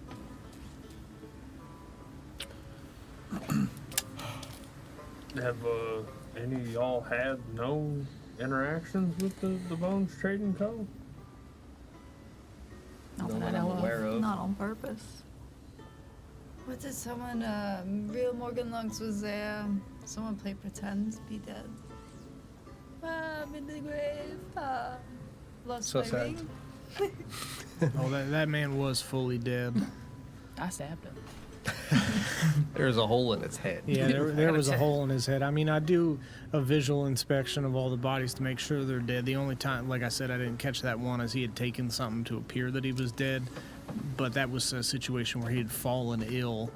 Yeah, this man had 2 holes in his chest, 1 in his head. So that was, I mean, he was. I think that his body was buried here, but taken out, and another person lay there, and play around in the sand and lose a ring, and then they leave. Chinchilla folk. Exactly. They're known to do it. So, I mean, that would be possible. I mean, that's why we got the fence. We got to keep the chinchilla folk kids out of here. Rolling around in the pits. Rolling around in the holes, yeah. Yeah, don't go off with my fleeting thoughts. We know this was put here on purpose. No, It I was think no. stuffed really hard packed in the sand. No, I think you're right. I mean, I don't think they were rolling around and playing, but I think maybe someone who dug him up lost their ring in doing so. Yeah. I think it's a good possibility. I think the most probable line of thought is that whoever it was looking for your item that you have found from the other location of Mr. Lux that they had not yet found. They were seeing whether or not it had been on his person and perhaps been buried with him, because an innocent man such as Old Orv would only look through the pockets to see whether or not there was anything to give to sentimental value. They also know that he is a man that does not care about rust, so he would not have taken a rust object. How big is the ring? Like, is it like very tiny? Is it like pretty wide? Like, it's definitely for a. It's not like a pinky ring or anything. Like, it is a reasonably rounded sized ring. if I put it on my finger, way too big. It would be too big for your fingers. Yes. Anything happen when she puts it on her finger? Oh fuck! I forgot. I assumed you were saying if. Yeah. I did say if. I did say if. Yes. If I put it on my finger. It clearly, you can. I mean, from looking at it, would not fit. It wouldn't be like wildly loose, but it would be loose enough that it would not fit on your fingers. Yes. But no, I think that whoever it was that came and dug up the Mr. Lux, they were looking to see whether or not they could find the rust artifact. Did not. Left behind the ring, seemingly with some sense of protective magics, to be able to, ideally, a foolish individual put it on, grab it, carry it with them, and then trail them back to wherever the actual item is. So I would strongly suggest that we leave the ring here. I would take out a piece of string and line it up so it's the same like circumference as the ring itself. Sure. So I can keep a record of like how big the ring is. Sure, Do a little absolutely. Cinderella action. Yeah. Cool. Can be proposing to everybody. I love your hands. Can I just? You bitch! It was you. Yeah. fighting everybody guess in you can bars. Hand it back down to me, and I'll push it back into the dirt where we found it. Yeah, I don't want that with me. You did say that there was like rust wiring on the inside, but it was like very thin. Yeah, it's very thin, almost like folded into it like a circuit board almost. Okay. Like not quite that fine, but it's very refined. So it's an too Oros. fine for her thing. Yeah. Okay. Yeah. All right. Yep. That makes sense. Yeah, no, I would let Damon put it back then. And I would flutter out of the grave. Sure. I'll climb up on out. Yeah. Those Reapers getting any closer? They're still there. No. About what time is it? It's now about 8 p.m. Alright. It's getting late. We should probably head back into town. I think that's a good idea. When you described the like conical indentations from a clawed hand, any level of like size, width, indentation for like the impact of them? Sure. Because like... Are the claws about the size of the Also ring? weathered 6 months. Correct. Ooh, yeah, that's a good idea. The claws would be bigger than the ring, and they look like they are quite wide, like about that wide on the end, going down to a longer point. Like they're long, whatever they are. Who are the guys that have the? Is it? I know Like a- sloths. Like a mole. I'm trying to think because there are like shrews almost that have like really elongated They're like diggy boys. Yeah. Do we know anybody who has hands like this? No. Like this? No crab. No crab claws. Like this or like this. I think someone Dare I had say. fun making their motorcycle. Very vicious. All right. It's got a digging machine on it now, I believe. A motorcycle? Yes, why not? Some kind of bigger thing than an animal that is. I love the idea of a motorcycle with like a dump scoop on the front of it. Excavator motorcycle. You go to scoop something up and the whole bike just tips forward. When you were here that day when the body was gone, was there any odd smells in relation to quite a large volume of flux is the fuel, correct? Yes. Any large volumes of flux or an odor of a substantial volume, or perhaps a spill or a discharge, particularly either around the body or on the path in or out? Yeah, now that you mention it, there was like a weird residue on the inside of the hole. Forgotten about that. Sometimes happens when, there's any kind of weather or something, but this didn't quite feel like that. It has also been 6 months, and as Dusk would have said, it would have eroded with the weather and faded away. Yeah, not something I smell now, but yeah. It's a wooden, or like a stone marker. Yeah. Okay. I'm gonna light my, I'll light my lantern. Sure. And shine it over the grave and see if there's any slip wax or anything. Yeah, you light up. There's no signs of slip wax on the grave and no residue that you pick up at this time. Is this like a fenced-in location? It is, yeah. I'm gonna take a look at the perimeter closest to where the Reapers would be coming in or out, presumably from the wild desert. Yeah, so the Reapers, the cart gets left on the other side of the fence, but you walk to the fence most proximate to where this is, and make an investigation check. Oh, those wonderful Reapers. Look how beautiful they look in the dusk. I'd like to draw the Reapers, too. Okay, yeah, they're really far out. They're like a mile and a half out. So you can draw the facade that you see, but it's very tiny. But yeah, absolutely. 10. 10?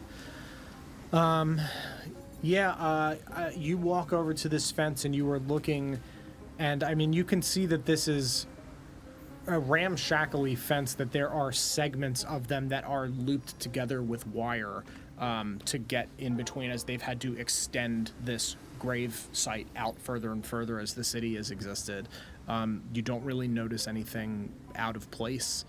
Trying to see if in the fence that someone would have come out from this area, maybe try to pry open a fence or try to navigate a machine. Yeah, absolutely. Yeah, you don't notice any bigger tire, than 3 feet. For sure. Yeah, you don't notice any tire tracks or anything on the inside of the fence. How tall is the fence? Yeah, that's what I was just. Fence is 5 feet tall. Tall enough that kids are not going to jump over it, but not they're not trying to keep people out of it really. Right. It's not locked or anything. But yeah, you don't see any vehicle marks on the inside of the area. Is this the kind of gravesite where people would visit their loved ones after they've passed, or is it more of just a burial site? I think you were out of the room when he had said it. Some folks will come and visit, and some folks refuse to believe that their family members are dead and try to dig them up sometimes. But it's rare that people are coming back to. People aren't putting flowers on the graves or anything. Not really. There's a handful of them on certain areas, but there's not a lot of it. Are we aware of any sort of as far as machinery goes? Are we aware we know that trail burners exist, the smaller versions Dust runners. Dust runners exist. Yeah, that's the motorcycle equivalent. Are we aware of any small flying vehicles? 'Cause I know there's airships. Yeah, there's not really any small flight vehicles. It's just the big vehicles, like the airships. Yeah, there's not anything free flying. If anyone was going to have it, it would be the Steros, though. I guess there's not really a way to. Never mind. Okay.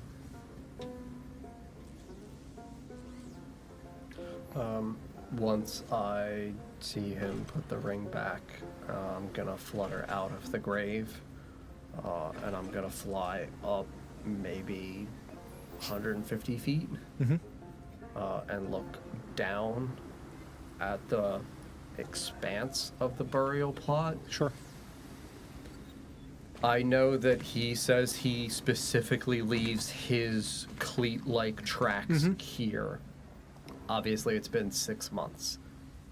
he's indicated that he's pretty much the only person that does this. Yeah. Some families will come in. Sometimes reapers will come in. Yes. Those are the only indications of foot traffic in here. Yes. Outside of cleat indents, what we would know for like reaper tracks would look like, and normal foot traffic, are there any areas that look almost like they would have been either smoothly like plowed, not like an actual plow, but in the same way that like somebody covering their tracks would have like a cloak divoted in? Yes, anything that's divoted in like a clear compacted walkway in any direction. Because, like, if she's trying to do a perimeter check and I go up, I could see from a bird's eye view to, like, help maybe direct her. I guess what I was trying to also bring up earlier is, like, I'm looking also now I want to, like, look at the ground for, like, any tunneling or wiring that would have been put here. Absolutely. That could have been put here. Yeah. So I will say with that, if you would like to roll another investigation check with advantage because you are helping pinpoint from above. Would it be useful to bardic inspiration you, or we should say that? It's your roll and you can't do it for yourself. Well, not for me, for you. Are you having me roll anything? No, you're rolling with advantage. You roll twice, take the higher. Yeah. Well, my second time was worse. So do I do the better one? Correct. So you get a better one and then add your 6. modifier. Yep. Yeah, that's where I'm like, what do I still theoretically see shit. Like, me pointing her in a direction is still subject to her roll. But, like, I think should still see something. Absolutely. Okay. So from above, what you pinpoint is a few rows over from this Morgan Luck's grave, because it's a few rows over from the fence line. You can see that between the grave sites there is more of a divot, like a drag point. Rather than going around the different rows, there are drag points through. Okay. Yes. Leading to the fence? Leading to the fence. Yeah, that's where I would immediately direct her with, like, coordinations. Yeah. So yeah, I mean, like, if she still rolls a 6, like, she still rolls a 6. We're also, like, not in a rush to leave. Absolutely. So, like... Yeah, this would just take longer to visually look at. So you crouch down on the ground and look at these things in the dirt. Oh, I'm not getting my knees in the dirt. Sure. Crouch, not touching the dirt, but just, like, bent down to visually We have wings. She inspect. flutters. Yeah. That's true, yes. You flutter above. Thank you. That's exactly who I am. And it takes you a while to find, but as Dawn is above you, guiding along this worn-in spot, you find a spot on the fence of which where all of these individual pieces have been staked in and wrapped with these coils of wires to stick together. You can see that one of these has been sliced ever so slightly and rewrapped with a slightly different colored wire. We got an electrician around these parts. You guys want to take a look at this? Somebody came in through a side access point? Knowing my like background of like working with Russ, you grab it.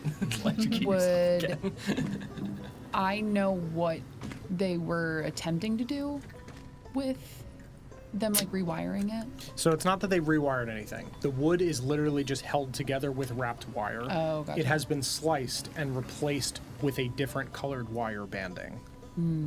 Okay. So there's nothing rust about it. It's there's just no electricity or anything. Someone clearly sliced through to move the fence post and then closed it again. Gotcha. Well, if we had any doubts about someone breaking in before, we know for certain now. Yes, but for an unlocked gate, it is curious to want to break in. Yeah.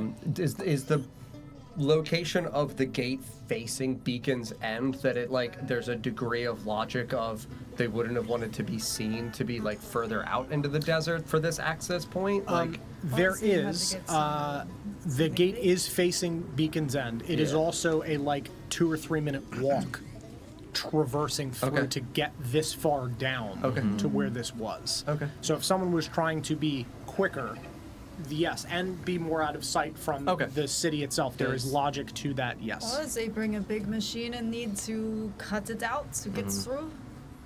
Does the fence post On the itself back feel side, loose? smooth over, Like it was out like of the cut, way while removed, he's and then put back in and gone. rewired and like wired back up? Yes, I would say that the fence post is a little bit looser in the compacted sand than trying the to get other away ones with it are. by patching Yes. it up? Yeah, just for like the thought process of like, we're gonna cut the fence, we're gonna remove this so we can get Yeah. something big in here and then get it out. So you also indicated that the fence gets extended, right?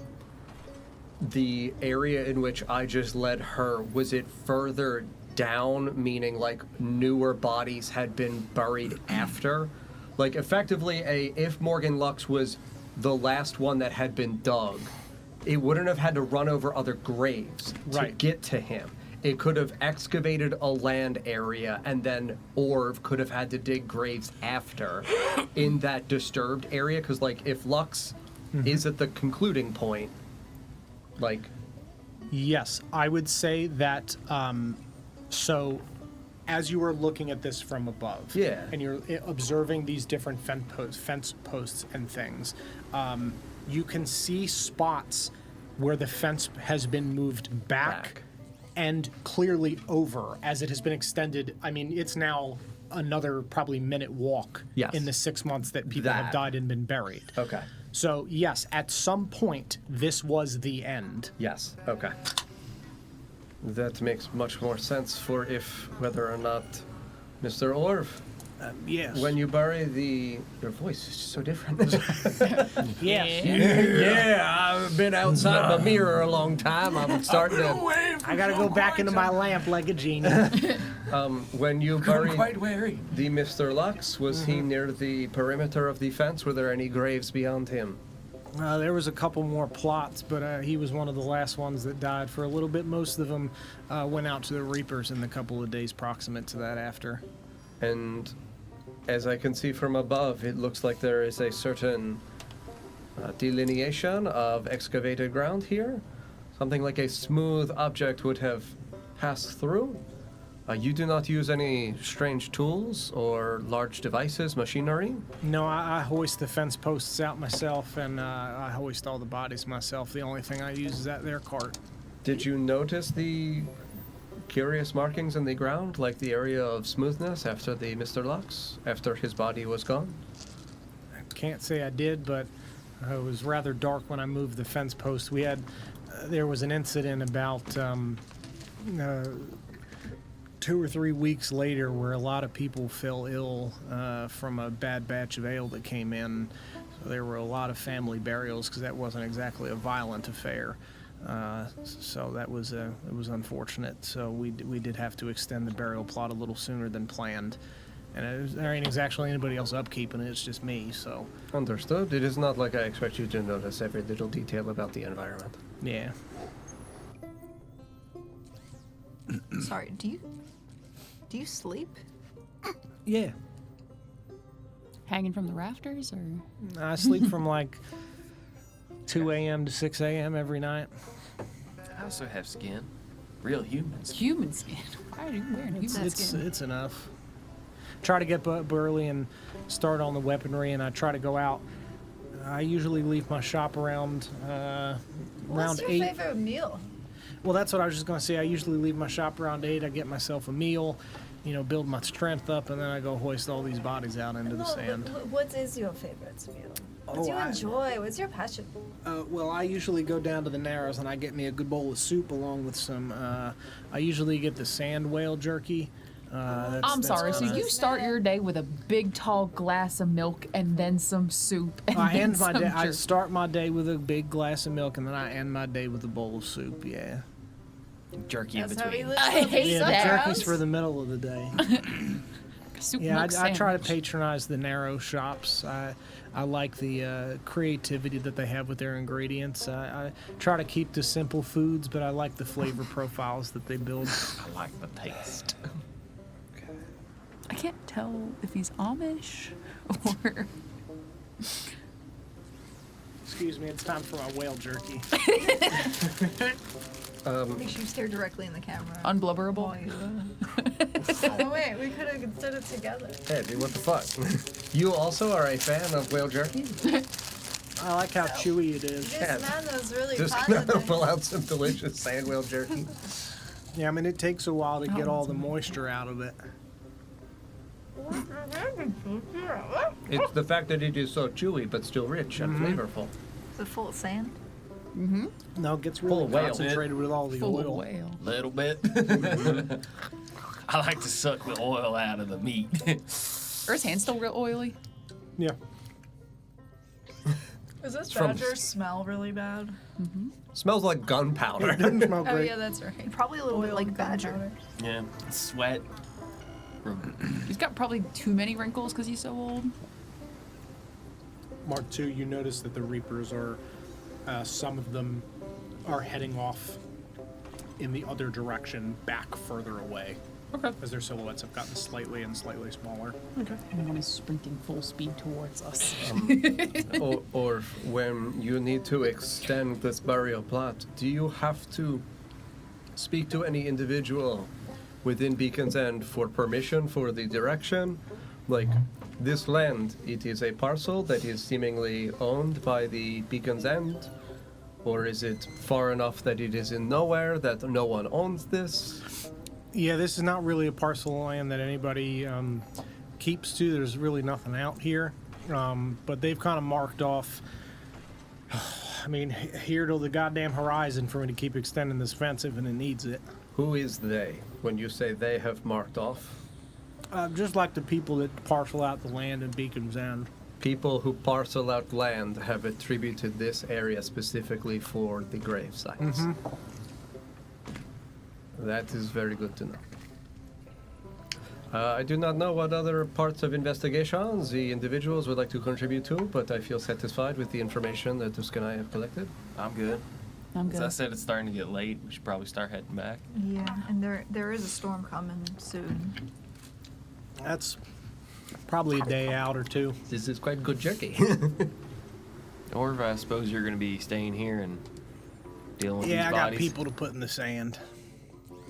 I'll like hand him like 5 gold. I really appreciate your time. Well, of course. I mean, I was coming out here anyway. Just I'll do this first and get my soup You know after. what to do. Blam. Put him in the hole. Look out on the horizon. What's your favorite meal, buddy? Think about that whale jerky. Good, Orv? Can we go get some soup and milk? We sure can, Orv. We sure can. I'm gonna miss the chasing. Oh, God, that got dark. Watch the dusk. Well, if you need anything, I'll be either in my shop, sleeping, or out here unless I'm wandering the Narrows for my soup. No, you'll be right here.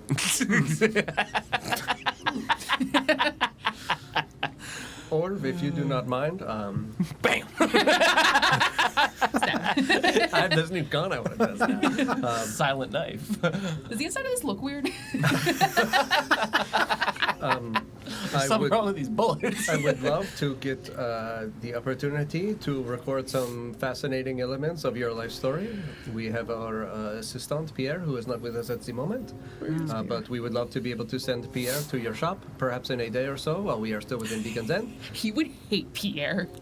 This way he is able to have a communication with you, take some fascinating details down about your life, share your story. You are such an interesting individual. Yeah, sure, that'd be fine. As long as you are You would comfortable. get also a discount with the jerky guy. He also was gonna talk to Pierre, get on the paper and whatever, and so. I won't say no to a jerky discount, so. That's right. You just talk to him. He would understand. All right. Does he give the illusion that he can't really hear well because he's so old? No, he seems like he can hear. Okay. And if you think of anything that could be useful to us in our investigation, you feel free to either just let Pierre know when he stops by, or you can send word to Lotta at the Granite House. I'd do that via courier. I don't really spend much time. We also in the opened up the Granite Mark House. II. Sure. That's fair. That's valid, I guess. I just don't want to be like, why is there a spider at my door? Yeah, He you does. be sure to Pierre let us will know. handle it. With a beautiful You don't want to see what happens when he extends his legs even more. He's so dull. Oh god. A third leg? And I You all have a lovely night. Have a wonderful day, Orv. Start walking back. And then he walks over to the cart, and as you guys are moving away, you hear a gunshot, and you see a hat like floating down, hole in the center. He's having his fun time. Sorry, forgot you were still a little close. Should have warned you. You No should worries. put some more swag into it, flair. Get it on. All right, well, you watch this. And he throws a hat up. And he Have a waves- catchphrase or something. Shit!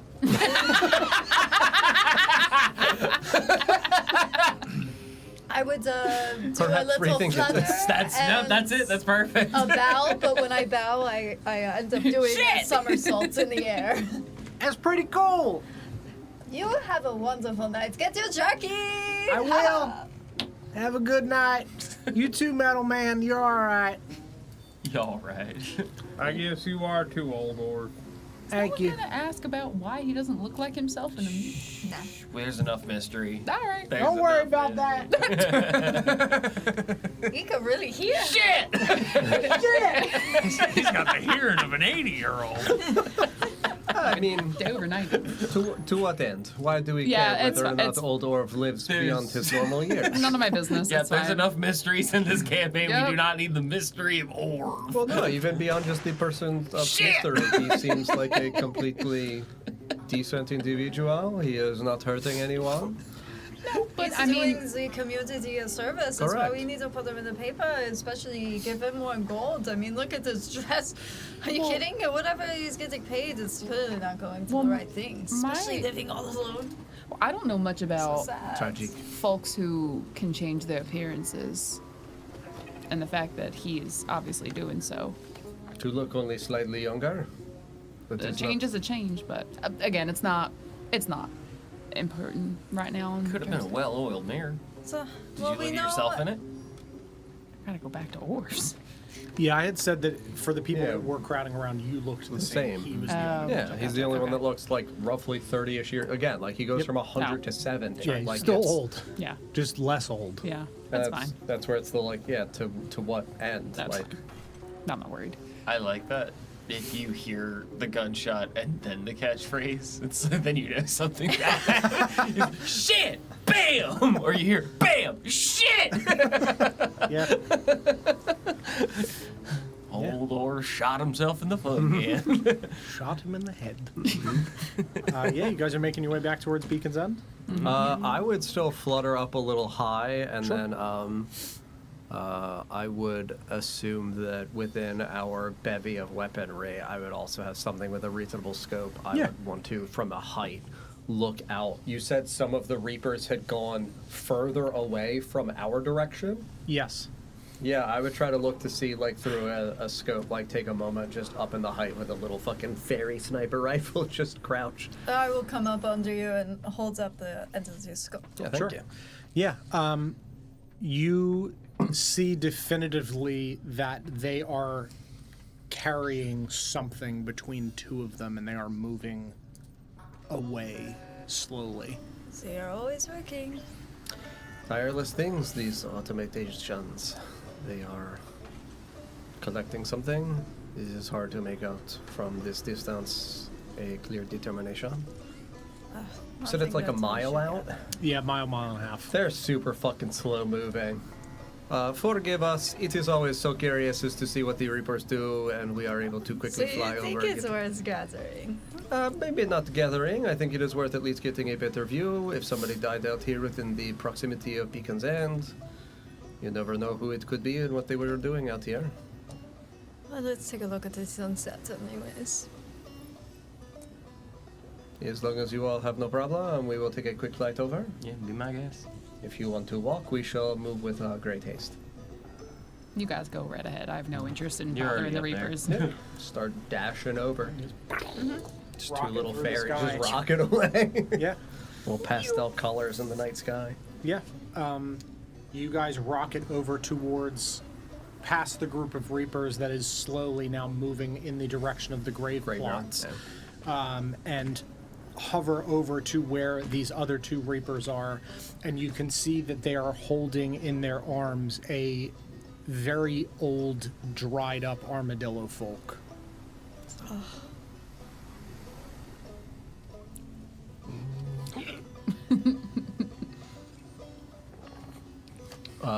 What's the armadillo folk dressed in?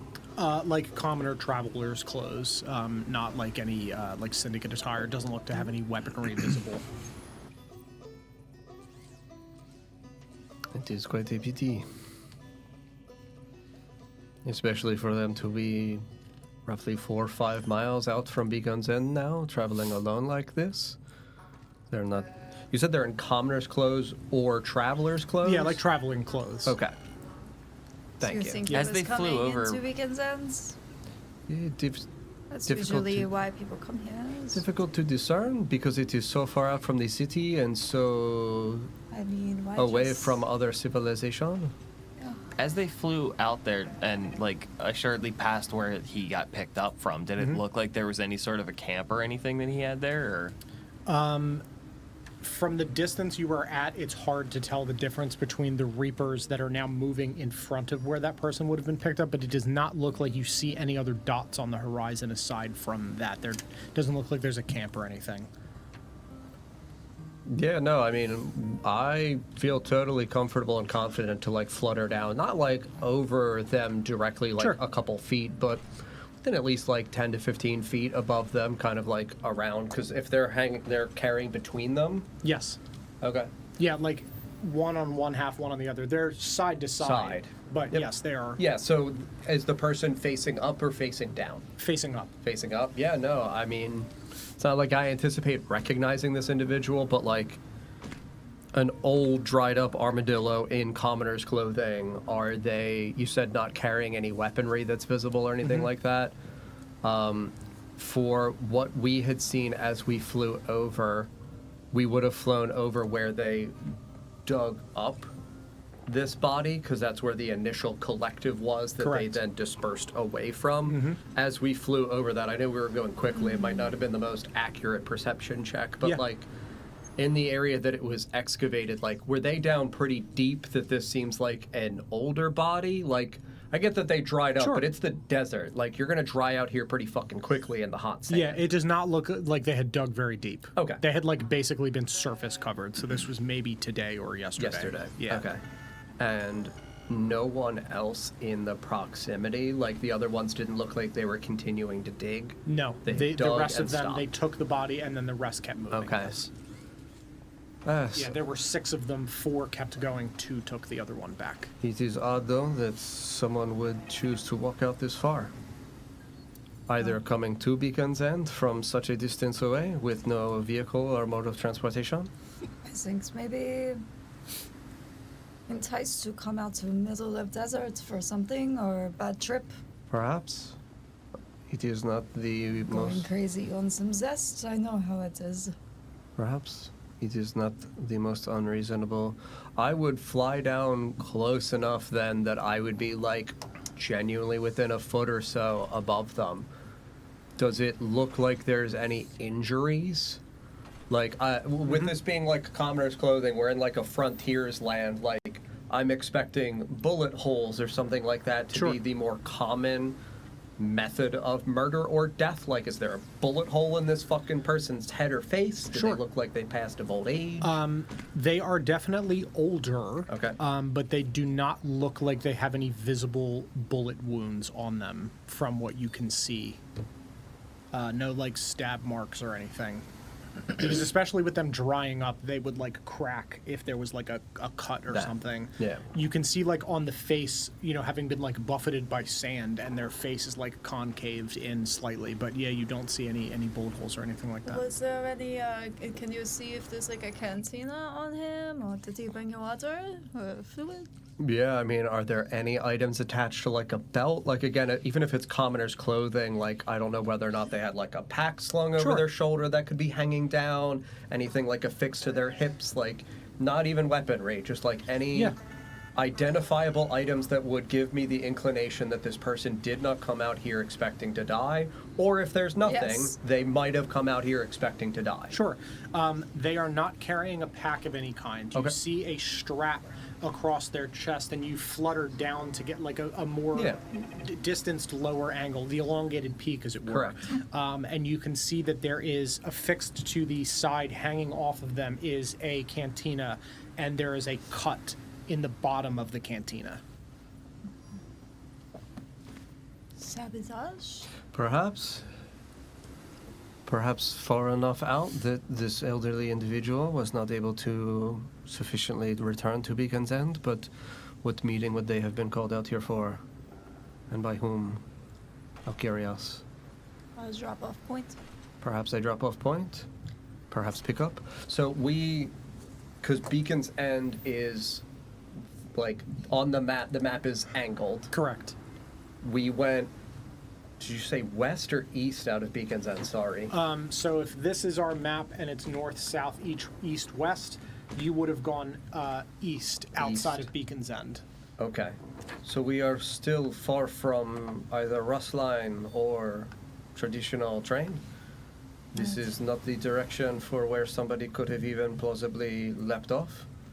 Like, I mean, we've been in Beacon's End long enough and we've traveled, like, how many miles away would we think for where we're at out in desert for that, like, train line to be running? Sure. So the train line cuts in at a harsh angle towards the mesa and then swoops back out. So the direction that you would have taken out eastward would be kind of not quite a 90-degree parallel from the train line, but far enough that, if someone was trying to get to the city, if they leapt off the train or fell off the train and did so too early, they fucked up because they were way too far from the city to have done that. Correct, because they would have been, if they went like this way, they're maybe 15 miles. To come to a poor spot. Perhaps, or Jumped him. It could Slash his water. Could be, and then they Leave. But that's not dramatic enough. Well, yes, they also chose not to actually kill the individual, but simply sabotage them out in the desert. It also They wanted all these reapers to come to this location too, to leave a dead body. Perhaps. So close to the grave, they're gonna mean, now do you not see them from over there? We clearly saw them. Or it is also possible that other individuals are attempting to trap the location of where the reapers take bodies. So you're getting closer, maybe? Perhaps. It is not an uncommon thing to want to wonder for. Yeah, to get some other treasures before the reapers get them, but... I think it is worth it for us to go back quickly and look at the sites for where the body was taken. Okay. Yeah, I'll fly back over with her. Is it back the other way? Yeah. The spot that you look at in the sand, it almost looks like the person had collapsed at this point in this spot. There's not a camp, there's not a pack. They passed out from exhaustion. Heat stroke, anything like that. Yeah. Correct. Just looking quickly for like any objects or items that might have fallen off, that might have been, like when the Reapers are digging up the body, even if it's just kind of like sand covered, that disturbing of the body is still going to leave like enough of an indentation to where items might have like fallen off or anything like that, personal belongings or absolutely.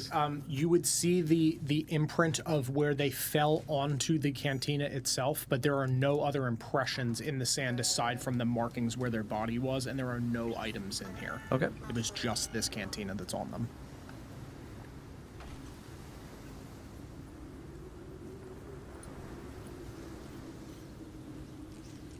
Yeah, I mean, I would contemplate for a moment and then just say to Dusk, it does not seem the most odd.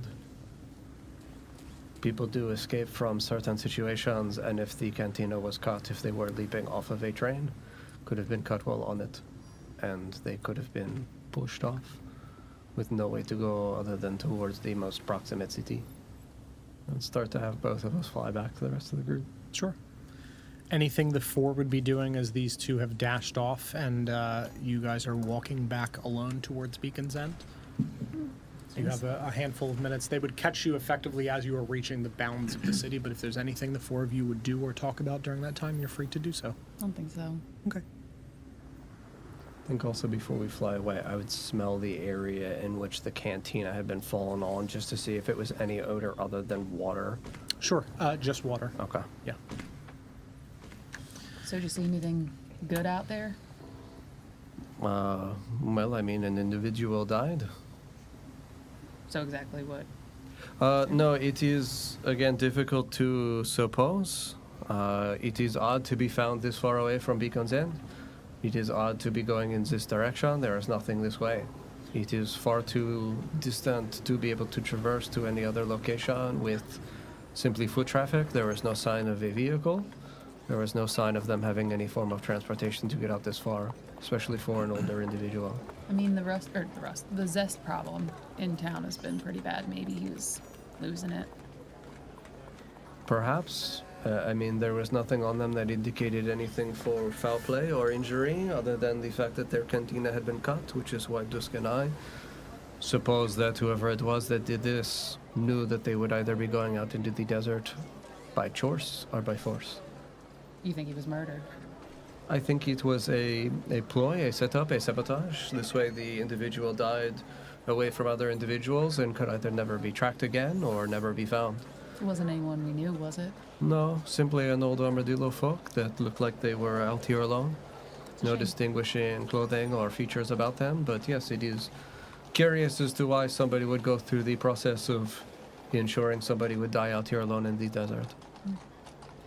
It is also possible that it is connected to the Reaper activity, that other syndicates are always curious as to how Dusk and Dawn do what we do. Fair. So our next question then is, where do we go from here with the information we got from Orv? I do not know within Beacon's End who are the individuals that are in charge of the distribution of land. It is not necessarily linked, but it is possible that with the Bones Trading Company trying to have an influx of zest within different areas and growth, the Morgan Locks, when working for the Claws of Thunder, they are there for the growth of zest. Do you know anything about the Bones Trading Company operations here within Beacon's End, or anything with the distributions of specific lands? Not particularly, but I feel like if anyone would know, it'd be the Baron. Yeah, I agree. I feel like Ulysses knew a lot of that stuff. I don't. Give us a Ouija board. Do you have more of Ulysses' effects? The fox, he kept very accurate and detailed notes. You offered part of them that you said you found. We only found part of them. But it seems that the Morgan Locks has at least some direct connection to, or at least a vested interest on behalf of the Bones Trading Company for what he found and what it could be used for. It is not only the Bombumbledore that seems as though they were hunting down the Mr. Locks. He was a very wanted man by many individuals. As for what we do with this information, if there is not anything that you can think of that would directly connect them to the Bones Trading Company, something simply to continue to think about as we move forward. We could we could check with the glass straws. We actually just went and talked to the Glass Jaws a little bit ago. Oh, about the ring? Not about the ring. That just happened. Yeah, no, that's what I mean. We can check with the glass straws about the ring. The signet ring? Yeah. To what end? See if they know why Bones Trading Co. might be associated to Morgan Lux, why they might be poking around there. Perhaps. I don't know if they would necessarily know why, though. Maybe not, but I mean, I know I do agree that the Baron's a good place to start, but we also have the glass straws as well. Is Bones Trading Co. the one that bought that parcel in the? They were the ones that leased a parcel. They yes. leased the parcel. That is why I'm asking, because it's information that Dawn and Dust don't have. John remembers, but like John can't, as Dawn, do the thing. Genevieve remembers, so she would bring it up. The thing. Sarah can't find it in her notes. Nope, that's me.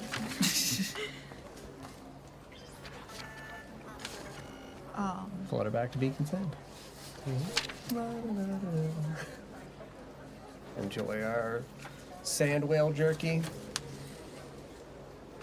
I wonder where Pierre is. I wonder if he has yet gotten over to Gladys to do his questioning and his photographs with her and her son. Oh, I am gonna be so entertained for when all these boring things happen when we're traveling to place to place. It's so nice to come to a city with such interesting people. Even if But sometimes it's also so sad. They're all so sad.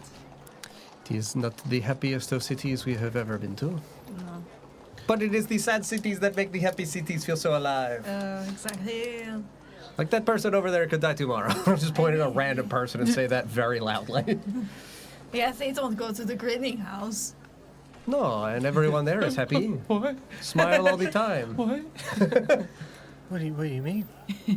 Sorry? You said I'm gonna die tomorrow. Oh, no, I said you could. Anyone could die at any time. That is the celebration of life. You must embrace the moment. I do, but that's a horrifying thought. What do you mean horrifying? I don't want to die. What? I don't want to die. Why not? I ain't done living yet. What is it that you live for? Oh, God. Exactly. Have you never thought of that? That is the other half of the coin. If you do not want to die, it must be because you want to live. I do want to live. But what is it you live I for? don't know if I do want to live. Maybe I just don't want to die. Exactly. Oh, God! Now they give an existential crisis to random people Oh, on the street. I gotta get a drink. Have a wonderful evening. I hope you feel better. See, Hope you now find that, your person, purpose in life. now that person tomorrow will wake up with a new sense of revitalized purpose in life as they investigate what it is they have been doing or wasting. Dawn. Exactly, as it always is, a new dawn. Or a new souvenir for the Reapers. Genevieve, what you would remember, because this was on a paper that you gave back to Richard, but I Which is why I believe don't you did not have it. make copies of them because Ulysses told you not to, was that the... Yeah, there's a dope section in the Discord called Player Notes There that is. John put a lot of notes in. And also I put in. You know we can't read. No, you can't steal my excuse. The Nonsense. Bones Trading Co. leased land 150 miles southeast of Scrap Haven to a holding company that was owned by Richard Tannenbaum. And that's the picture we saw of not Richard Tannenbaum. Unrelated. Not unrelated. That was a younger picture. This was just a more recent document in which Is this this the one that occurred. was notarized by my brother? That was a different one. There's so That many one- papers. What's listen. going on? That one was transferring something Swing it from away, dude. within Beacon's End to a different holding company. And that was from Beacon's End Water Recovery District, and that was near the Cistern Ruins, which the Baron told you is what Richard was using for basically a holding spot for where he puts his Zest shipments and integrates it into her network. The other one was a dry floodplain which could not have possibly grown anything, and it didn't make any sense that it was leased. Gotcha. I combined the two of them. Yes, you did. Mm-hmm. Genevieve has a photographic memory, so she would Convey that accurately information. convey all of that information. Ah, Yeah. I see. How so? Really Accurately. well. Accurately. Good. Very. Oh, look at the Genevieve with all the information. She is so smart and so Yada, wise and yada, has such a yada. fantastic memory. What a dream. Genevieve exposition. I have recited information. Exactly. Listen, her memory's better than mine. Mm-hmm. Ken, It is. done a lot of stuff, and there's been a lot of documents. It is curious then that they would lease a land that is specifically untenable for crop growth, but also then be here for crop growth. Is this the same direction that Morgan kind of Lux crop. was working out at? I can't remember Let me pull up my world map. because we had talked about that before.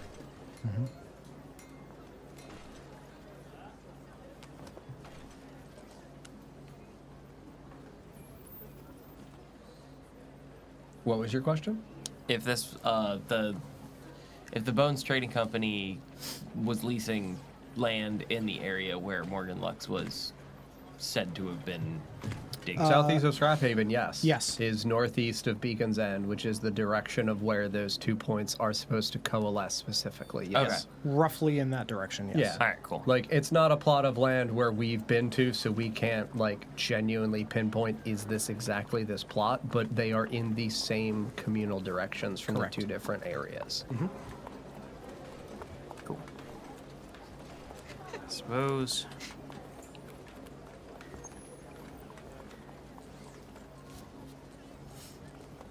I suppose we're gonna find out all we know now. Like we got all the information that we can get as of right now. I think our next steps is gonna be to check in with Bongo, possibly talk to the Baron about getting some supplies and. I would love to see Bongo. We actually need to structure the, or schedule the surgery for Gladys's eye. Oh, yes. And I do not want to make her continue to wait. Yeah. Any objections? Nope. To Bongo. Gladys is the blind woman. She wasn't here last time. Gladys is a blind woman that we offered to replace her old antiquated eye for a new one. I think she what used to kind of be new a one? stripper in Las A new Vegas, old I one. think. She wants an aperture rust lens as her eye, the one that she has. Right? She She used to be is- a stripper? She is quite old. Yes, she used to be a fantastic dancer over in Las Vegas. That is how she met her husband when she was struck with shrapnel and fire in the face. Her name was Gladys. She was She a was a show. dancer. She got shot in the face with the shrapnel. She was on fire, and She he lost still her loves her. Now she sits in a chair, not seeing a thing. Pierre is interviewing for life story. So that's where Pierre is. Okay. Correct. All right.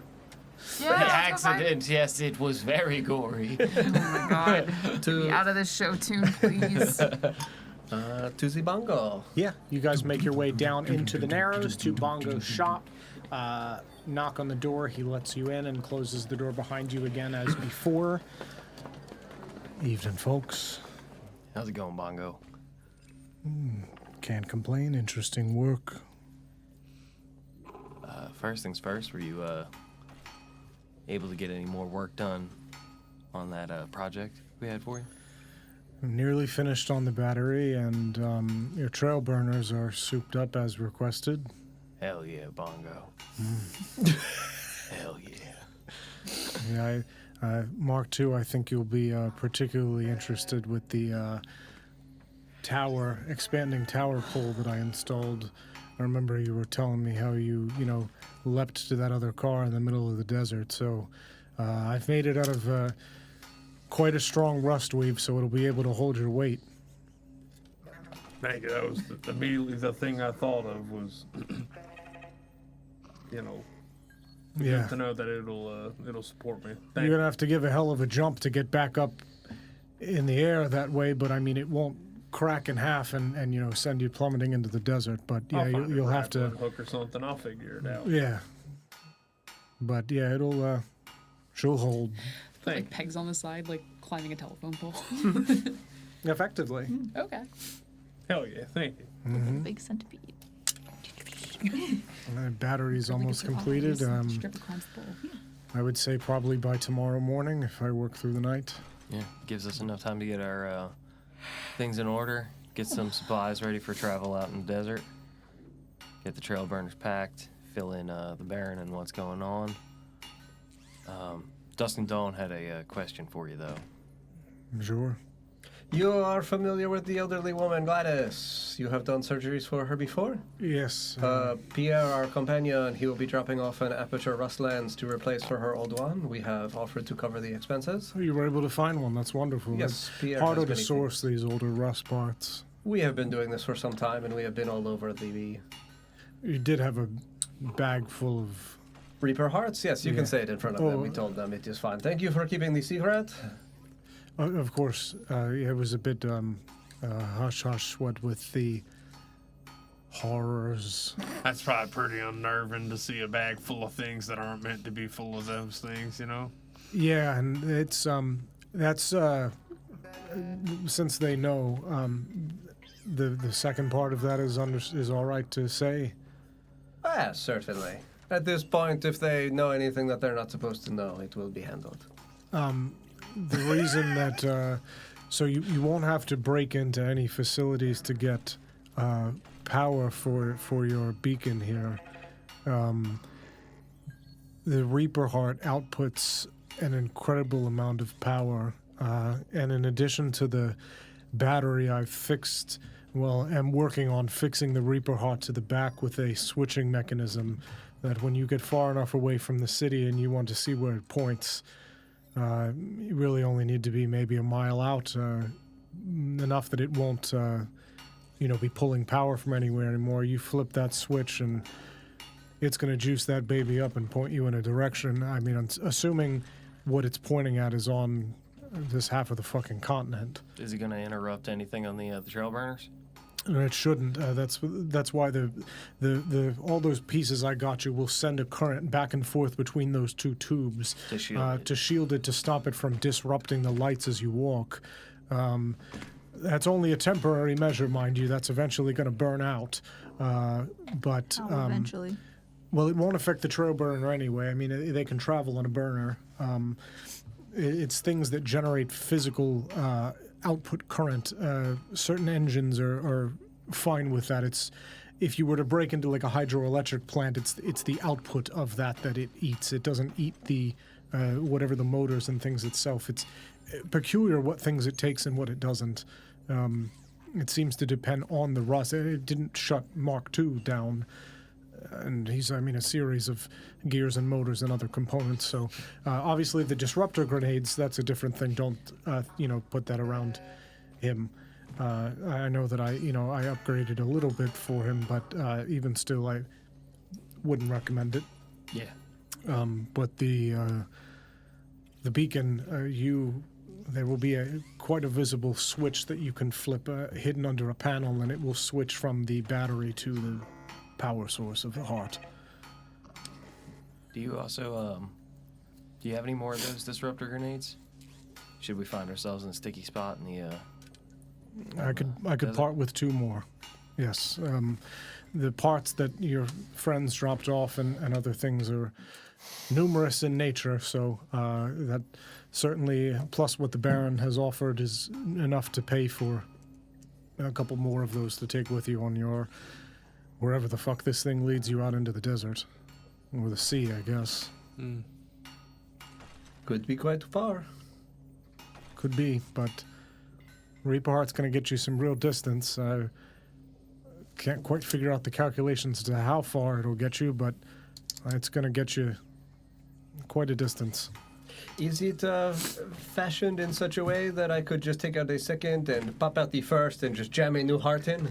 Yes, I'm not wiring it in a way that the Reaper Heart can't be replaced. I'm wiring it in a way that it'll also, again, assuming that repeater doesn't burn out, you'll be able to juice it up with a slightly initial charge from the heart to keep the repeater going. You ever seen a D-sized battery? Basically. This but is an R-sized at some point, it is going to stop and it will start siphoning power again. I've done things like this before, but nothing this complex. I can't rightly say when these components will burn out. It is okay. But the battery will continue to work regardless. I mean, it'll take as much power as you give it. It's really just the siphoning that might be a problem. It's not like we need to keep it on the whole time. We can switch it on, get a Baron, drive that direction, switch it on, get a Baron. We can preserve it a long time that way. Well, and with a bag full of Reaper Hearts, I mean, you're good for... We'll find it. You're good. Yeah. We can always get more. Yep. Sure. It's not that difficult. I don't know. Nobody. Fine. You are magnificent and so worry about it. They are just there and then they're not there, and then the heart is. That applies to a lot of things. What? I mean, people die, they're there, and then they're not there, and depending on how they died, sometimes it's just like a heart and some yes plasma. Yes. It Is there something going on, Mom? It is similar for a Reaper. No, just the thought of a bag of robot hearts is. Isn't it fun? Isn't it cool? You've never seen this in your life. No, I can. You're gonna tell all your friends about it. I'm fascinated and you, by engineer. You're doing more things. You're learning skills you've never learned before. Like yes, you're but, a new man now. Isn't that so fascinating? Yes, but the I worry what the bag of hearts might say. Always with the bag of hearts. Always comes back to this. Would a jar of hearts be better? Is that better? What? It's a jar I of need my hearts? Pierre back. I need new cigarettes with different Everyone kinds is of blends. stressing me This out one is about how not many working. hearts we have. It's fine. 6, 7, who And cares? he's not even excited about us getting new ones either. No, they could be fresher. They could be even more powerful. Isn't that awesome? No. We're so cool. It is from a technological standpoint incredibly interesting, and I do want to research it. What? I'm so tired. If you left an additional I'm going one, over here now. I I would be don't okay even with care just about. I like you. one additional one to do experiments on in case you ever find your way back to Beacon's End. Certainly. That I might be more in tuned with this But can technology. you promise that no one else will come in here and you are capable of keeping it discreet? It will be in the downstairs room. And no one will come to you looking for opportunities of Reaper's Hearts. We can't just go around giving hearts to everyone. No, that's confused. not Wait, what I so want do- you to brag about. Do you want Don't get people me to know wrong. that you have Reaper hearts, or do you not want people to No. know? No, we want to know I that just- we have Reaper's Hearts, but not Bongo. Bongo would be put in that danger. we're cool and he knows us, and that's what he's gonna brag I'm going about to his to friends. put that in an obsidian box and bury it in the floor until I Good use idea. it for testing, and then put it back in the box and Good bury He's a it very in a smart locked man. Look container how under the secure floor. this place is. Yes, we want people to know that we showed Bongo a heart, but not that we gave him one. That All is right. different. This way people can come and say, Bongo, you have seen the hearts. Wow, how cool you are. I don't think that typically will be the reaction of folks in town if they hear that he has something as powerful, or has even put eyes on something as No, I powerful as don't a have it. I heart. didn't have it. I never had it. I saw it. I Exactly. didn't have it. We showed him that I don't he's think on. most people would believe it. That's what they're saying. I didn't have it. Yes. I saw it. And we're trying And to... so that's it. We're cool. Exactly. That's how cool We we want are, people and to everyone's- know that we know how to get Reaper's Hearts, but not that we give them away. It's for believe their that? reputation, not for mine. Well, when we show them, yes, they then believe it. But we don't show it very often. There are not many people that have vested interest in the heart of a Reaper. I'm very thankful we don't have bigger targets on our backs hanging out with these two. For now. That's valid. I think Oh, anytime- there are plenty of targets on our backs. Haven't stumbled upon them yet. I'm very thankful for the opportunity we've had Well, to not we're stumble in upon the them. anonymous city invited- right now, so That's valid. You brought us to this party. And you're not even partying with me, and it's just the same. Especially when Pierre's not here, I get a little irritated. He did drop by and leave a package for you. It's just confetti. He did? I know. is it a can of peanuts? Oh. Open this can. It's not snakes. I promise. No, he pulls a nicely carved wooden box out and passes it over. This There's is a quite little what- latch. Cocaine. Yeah, and a puff of confetti pops out, and Snakes. 5 cigarettes pop up, freshly rolled. You know what? I don't even care. Get the surgery done. Do whatever. Don't talk to me ever again. Don't talk to me ever again. He knows me so well. He knows exactly the way that you like them He rolled. also Would you like it? asked me to I would pass take on a one. message, Yes. and please understand this is from Pierre, and I'm not comfortable with this. He said Pierre, and there was some hip thrusting involved. Of course. How many? It is integral to the And message. you How many enjoyed times it? did he No? thrust? Like 3? There were 5 Pierres and 5 thrusts. An equal number of thrusts to Pierres. Yes, 1 per Pierre. The Pierre code is Pierre, complete. Pierre, Pierre, Pierre. He was Pierre. gyrating back and forth. It was not simply straightforward. No, it was back and forth. Side to side codes. Understood. Okay. Anything else? That was it, just the That box was and the it. thrusting. So that is the 5 cigarettes. Everything is safe. Have He said there's a cigarette, a cigarette, a cigarette, that's a how it's cigarette, a going cigarette. Now we know that the cigarettes are safe. And the confetti was the nice kind too. So It represents the hip thrust. yes. And Andy, as you're like I'm not watching cleaning this, this up, by the way. you I'm can see not that the apologizing. confetti is clearly like cut up pieces of the Baron's pajamas. Like the pajama set that you had stolen. Not that particular one. Oh, but clearly, as long as it's not my no, specific- clearly the same material. Clearly the same. What a waste The of same really nice pajamas. pajamas. It said Andy engraved. You said this was a waste?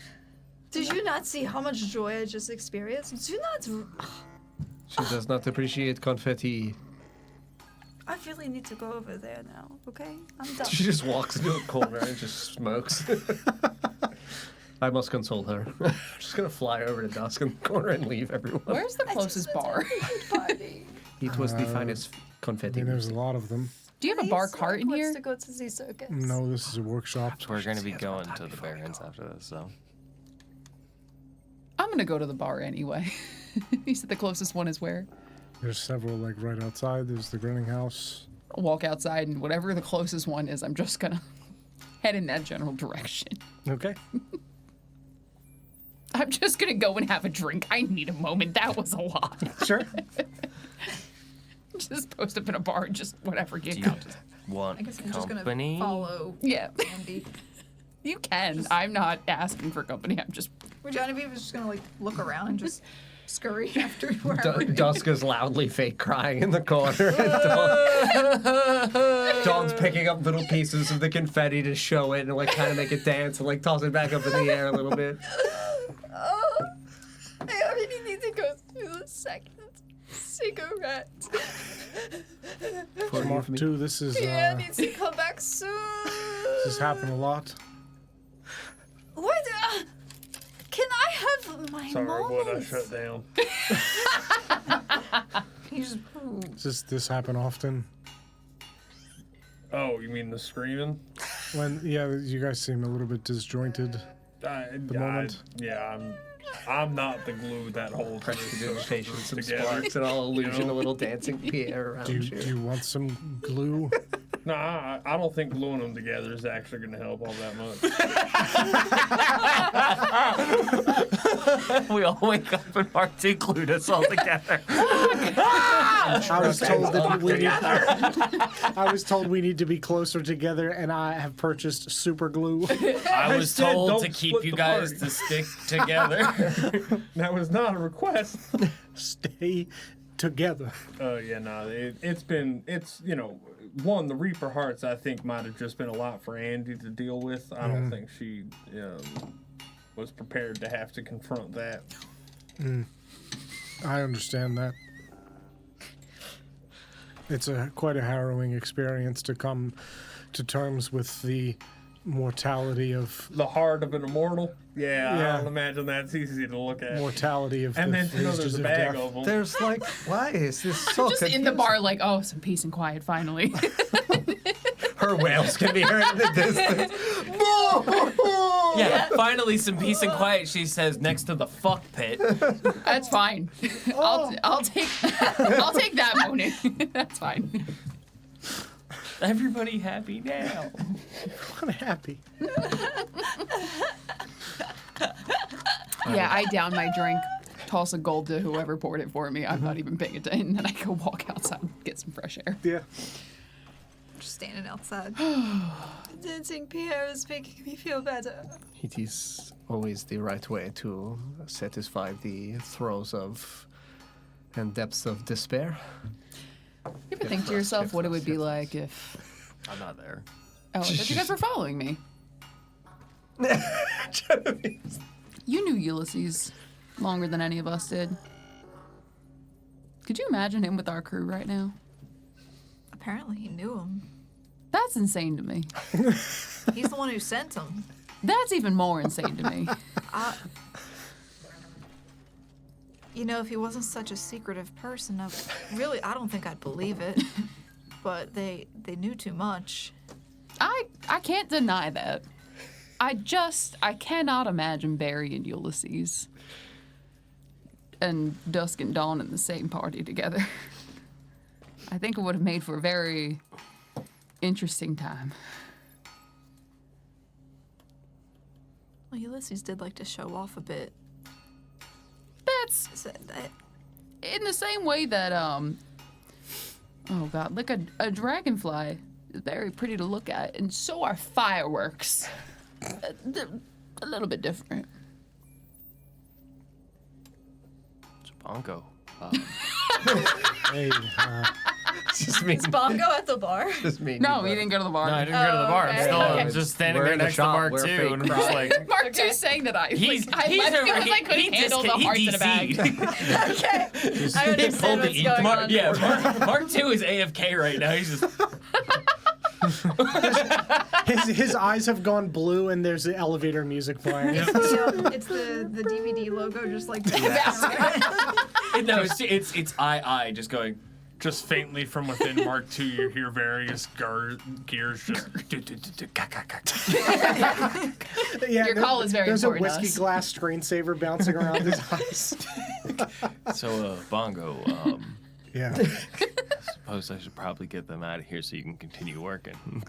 it's gonna be a long this night. crying has ruins my hair. Does he do that often? Like shut down completely? Try to fix it. No, a little he's bit here still and there. It's Readjust just, the little gemstones. Power saving. He's like T-posing. I love that that's an in-universe thing that he knows. Bongo, this reclusive man who lives alone in a machine shop. He's seen a lot of T-posing machines. I guess so. They usually rest. He goes into service mode. In service mode, wherever the arms go, up. You have to get to them. Yep, Service mode. Accents point. The pit points. The servicing mode. I want to service your pit points. I promise you don't. So we'll see you tomorrow. Yeah, give me till about 10 a.m. It should be done by then, roughly. Okay. All right, thank you.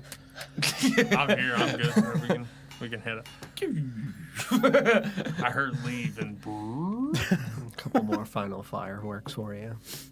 Pat on the back. Just stand side by side with Mark II and just sort of walk towards the two of them to try to just usher them out of the. Oh no, we lost Andy and see Genevieve. We'll go find them. You'll go find them? Yeah, Andy said something about needing a drink and then just kind of wandered away. So The despair has set in for her as well. spares one And way she to. doesn't even want to have the pity party with No, me. she is unwilling to cry amongst friends. They're just like across the street. She wanted to cry in solitude. Yeah, and you hear in solitude, and they're like 100 feet that way. Yep. We're still just yapping out loud. I can't imagine. You do not know I wish we why. had more G4G. How did Ulysses even stumble There is upon like, nothing to provide them solace or comfort. like at a sex something or other? They don't even know what they I want. think so. Perhaps I think it is that's the what they said. mustache. I think it's I don't know. There was a point in time where we were in touch that Perhaps the he angry got into a lot of stuff that I don't. could be not angry one time. I'm I'm angry at with the different kinds of A different kind of more after that anger. The anger of passion. Oh, this is making me feel better. now we are thinking about there the wasn't mustache. many folks of my kind that got into trouble per se when I was living at the Revelry. Hello. Yeah, your friends walk up to you. But You must embrace. She is clearly In despair. Do you not find comfort in the mustache man? I wanna. What's the spell that I'm not in despair. I'm gonna put perfume in the air. Like rosy lights. What is that? Mark II's filtration system turns on. Oh, it's much better. I'm fine. I'm not in despair. I just needed a moment. That's all. You're not in despair? Do I look like I'm in despair? Yes. She still have like makeup like running down her face from crying. Yeah. I don't think so. Are you all right? You seemed like you were in despair. Of course she was. She had to embrace the despair. I'm gonna look at like a little thing, and I'm gonna hum and cast prestidigitation. Yeah, there it is. Clean things up. Now immediately. DJ say it. Prestidigitation. There we go. Wow. Michelle. Prestidigitation. John. Prestidigitation. Sarah. Prestidigitation. Glenn. Prostate irrigation. Yeah, there it is. No, Dusk must embrace the despair, so this way she can feel it as it arrives and not be forced to feel it later. Now that it has been felt, it is embraced. Dress came apart. Why do you obfuscate your despair? I do not obfuscate my despair. I'm not entirely sure what that means, but I don't think I do that. I ain't doing whatever it is you're saying. You're saying weird words and I'm not doing it. You know you are lying. I'm not lying. I needed a drink. I was getting overstimulated. Do you not feel the welling of guilt for your lies? What lies? What is going on? It is so pitiful. I'm gonna get another drink. What is this? She is again obfuscating her despair under the guise of liquor. What happened in Bongo's basement? I'm just continuing to walk to the Barrens. I'm gonna follow Damon. She does find comfort in the mustache. We were right. I wonder if it's gotten too cold for them while they were sleeping and maybe You try know, to get a have to little find a sense of warmth together, warmth that a liquor cannot provide. Yes. Perhaps that is why the Baron sent for us the pajamas as confetti to celebrate. Uh-huh. Into Damon's head, I go, remind me the next shop we stop in to grab a scroll of silence.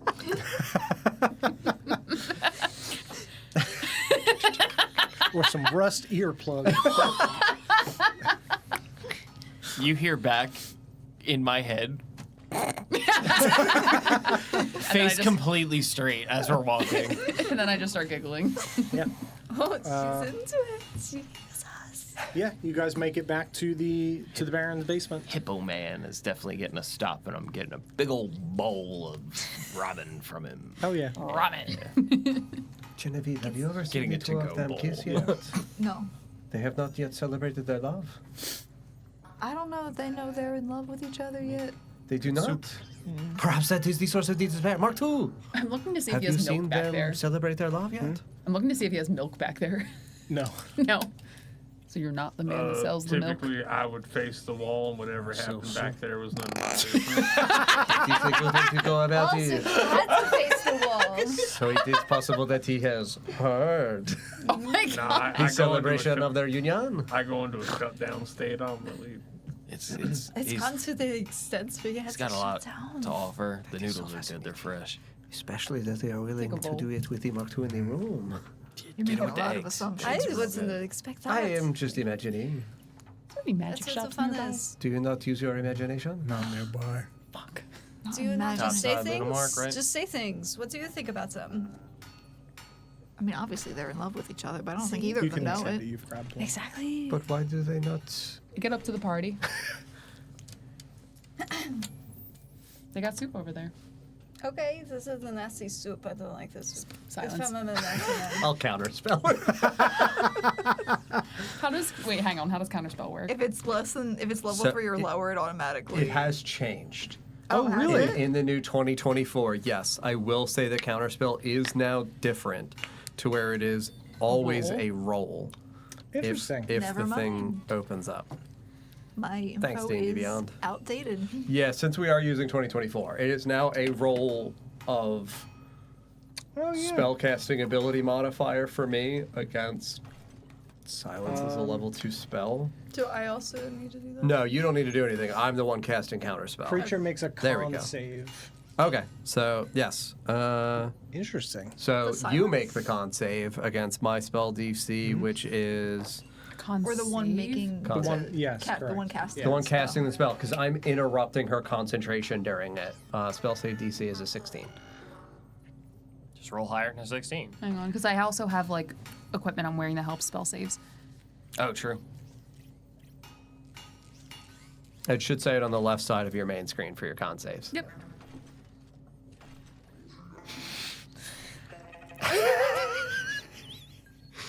Plus. It's 10. So there is a second where all sound within a 20-foot radius of you blips and then Why would you do this? I drop my soup and I just walk. I let it hit the ground and I just walk. She to is the in the bears. thralls of despair! I think you're putting her in the thralls of despair. On purpose? Like, look at the You say this? Of course. the soup man and they just She needs the motivation to express her love to the mustache. She is unwilling to do it of her own. I think that's up to her to decide when to do it. But why? just slip him like an Why extra would they silver. not do it? Is it? Look at them.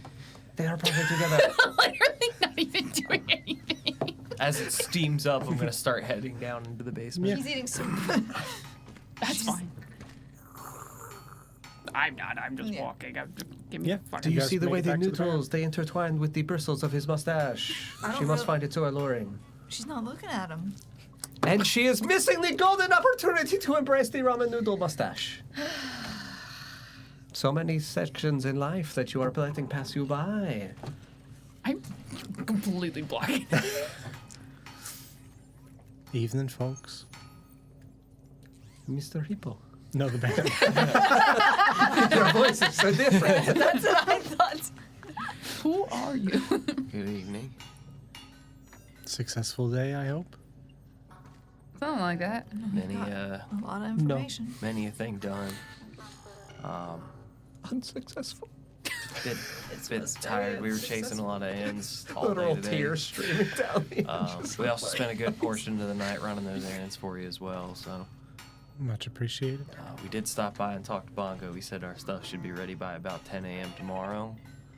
And our trail burners he's done with them. If you could send for somebody to just get travel supplies, and get them stocked, fueled, loaded. Of course. It will be done. And then, yeah, that'll about be it. So you're leaving Beacon's End then? Not for good. Forever. Well, for a time.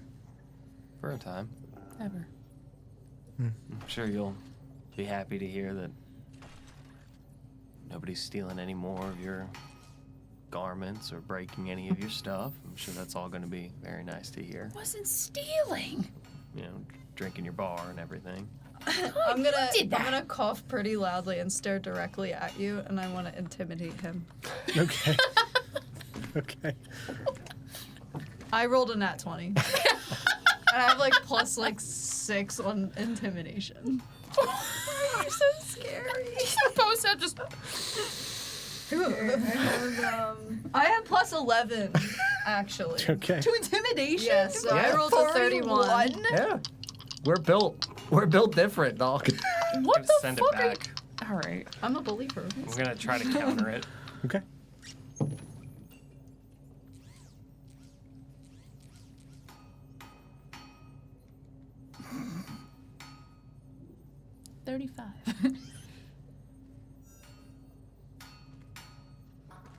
Hold on.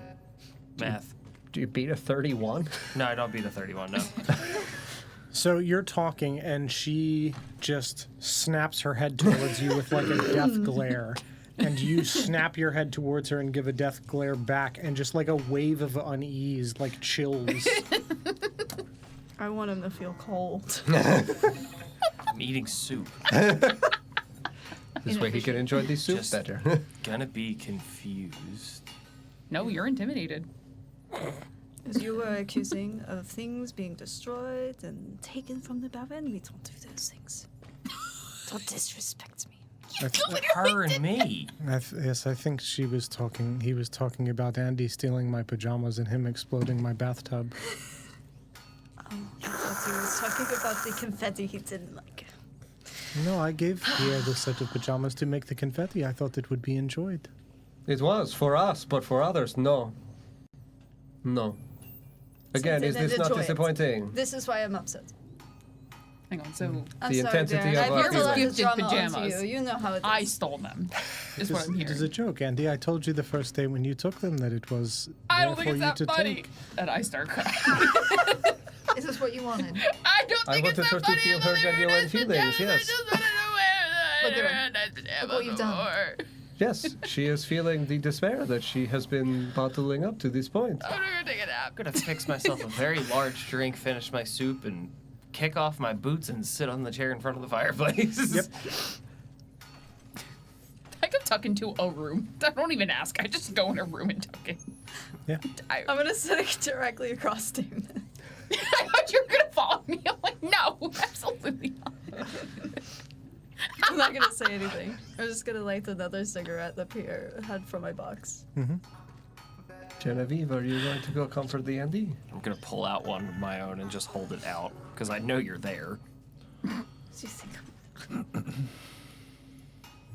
I'm not really the comforting type. Waiting for you to light it. I'll press the digitation and light his cigarette for him. Yeah, my light has. It is a disgrace that I am even doing it myself at the moment, since you think that you are lucky right now that I just want to enjoy my cigarette. It is important to take the deep breaths, thus. It is okay, this time will pass. Someday they shall understand better the way that we live our lives. You said you are not the kind of person to comfort the Andy? Or the anyone, really. You are not comforting? No.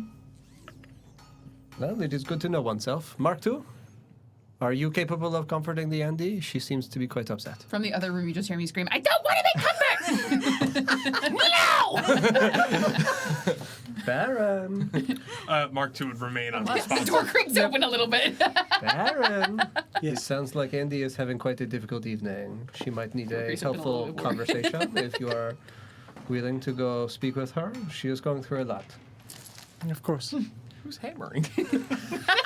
I'm having some work done. I'm gonna chip away this stuff exterior thought it view. was the hippo. That's why I thought it was the hippo. I heard the hammering. I was like, I guess he's cooking. That's like the ladle hitting the pot for the soup. Yes, I could go talk to Andy. And especially if she knows that we are leaving Beacon's End, that might be part of what the sorrows that are sinking into her are affecting. Sure.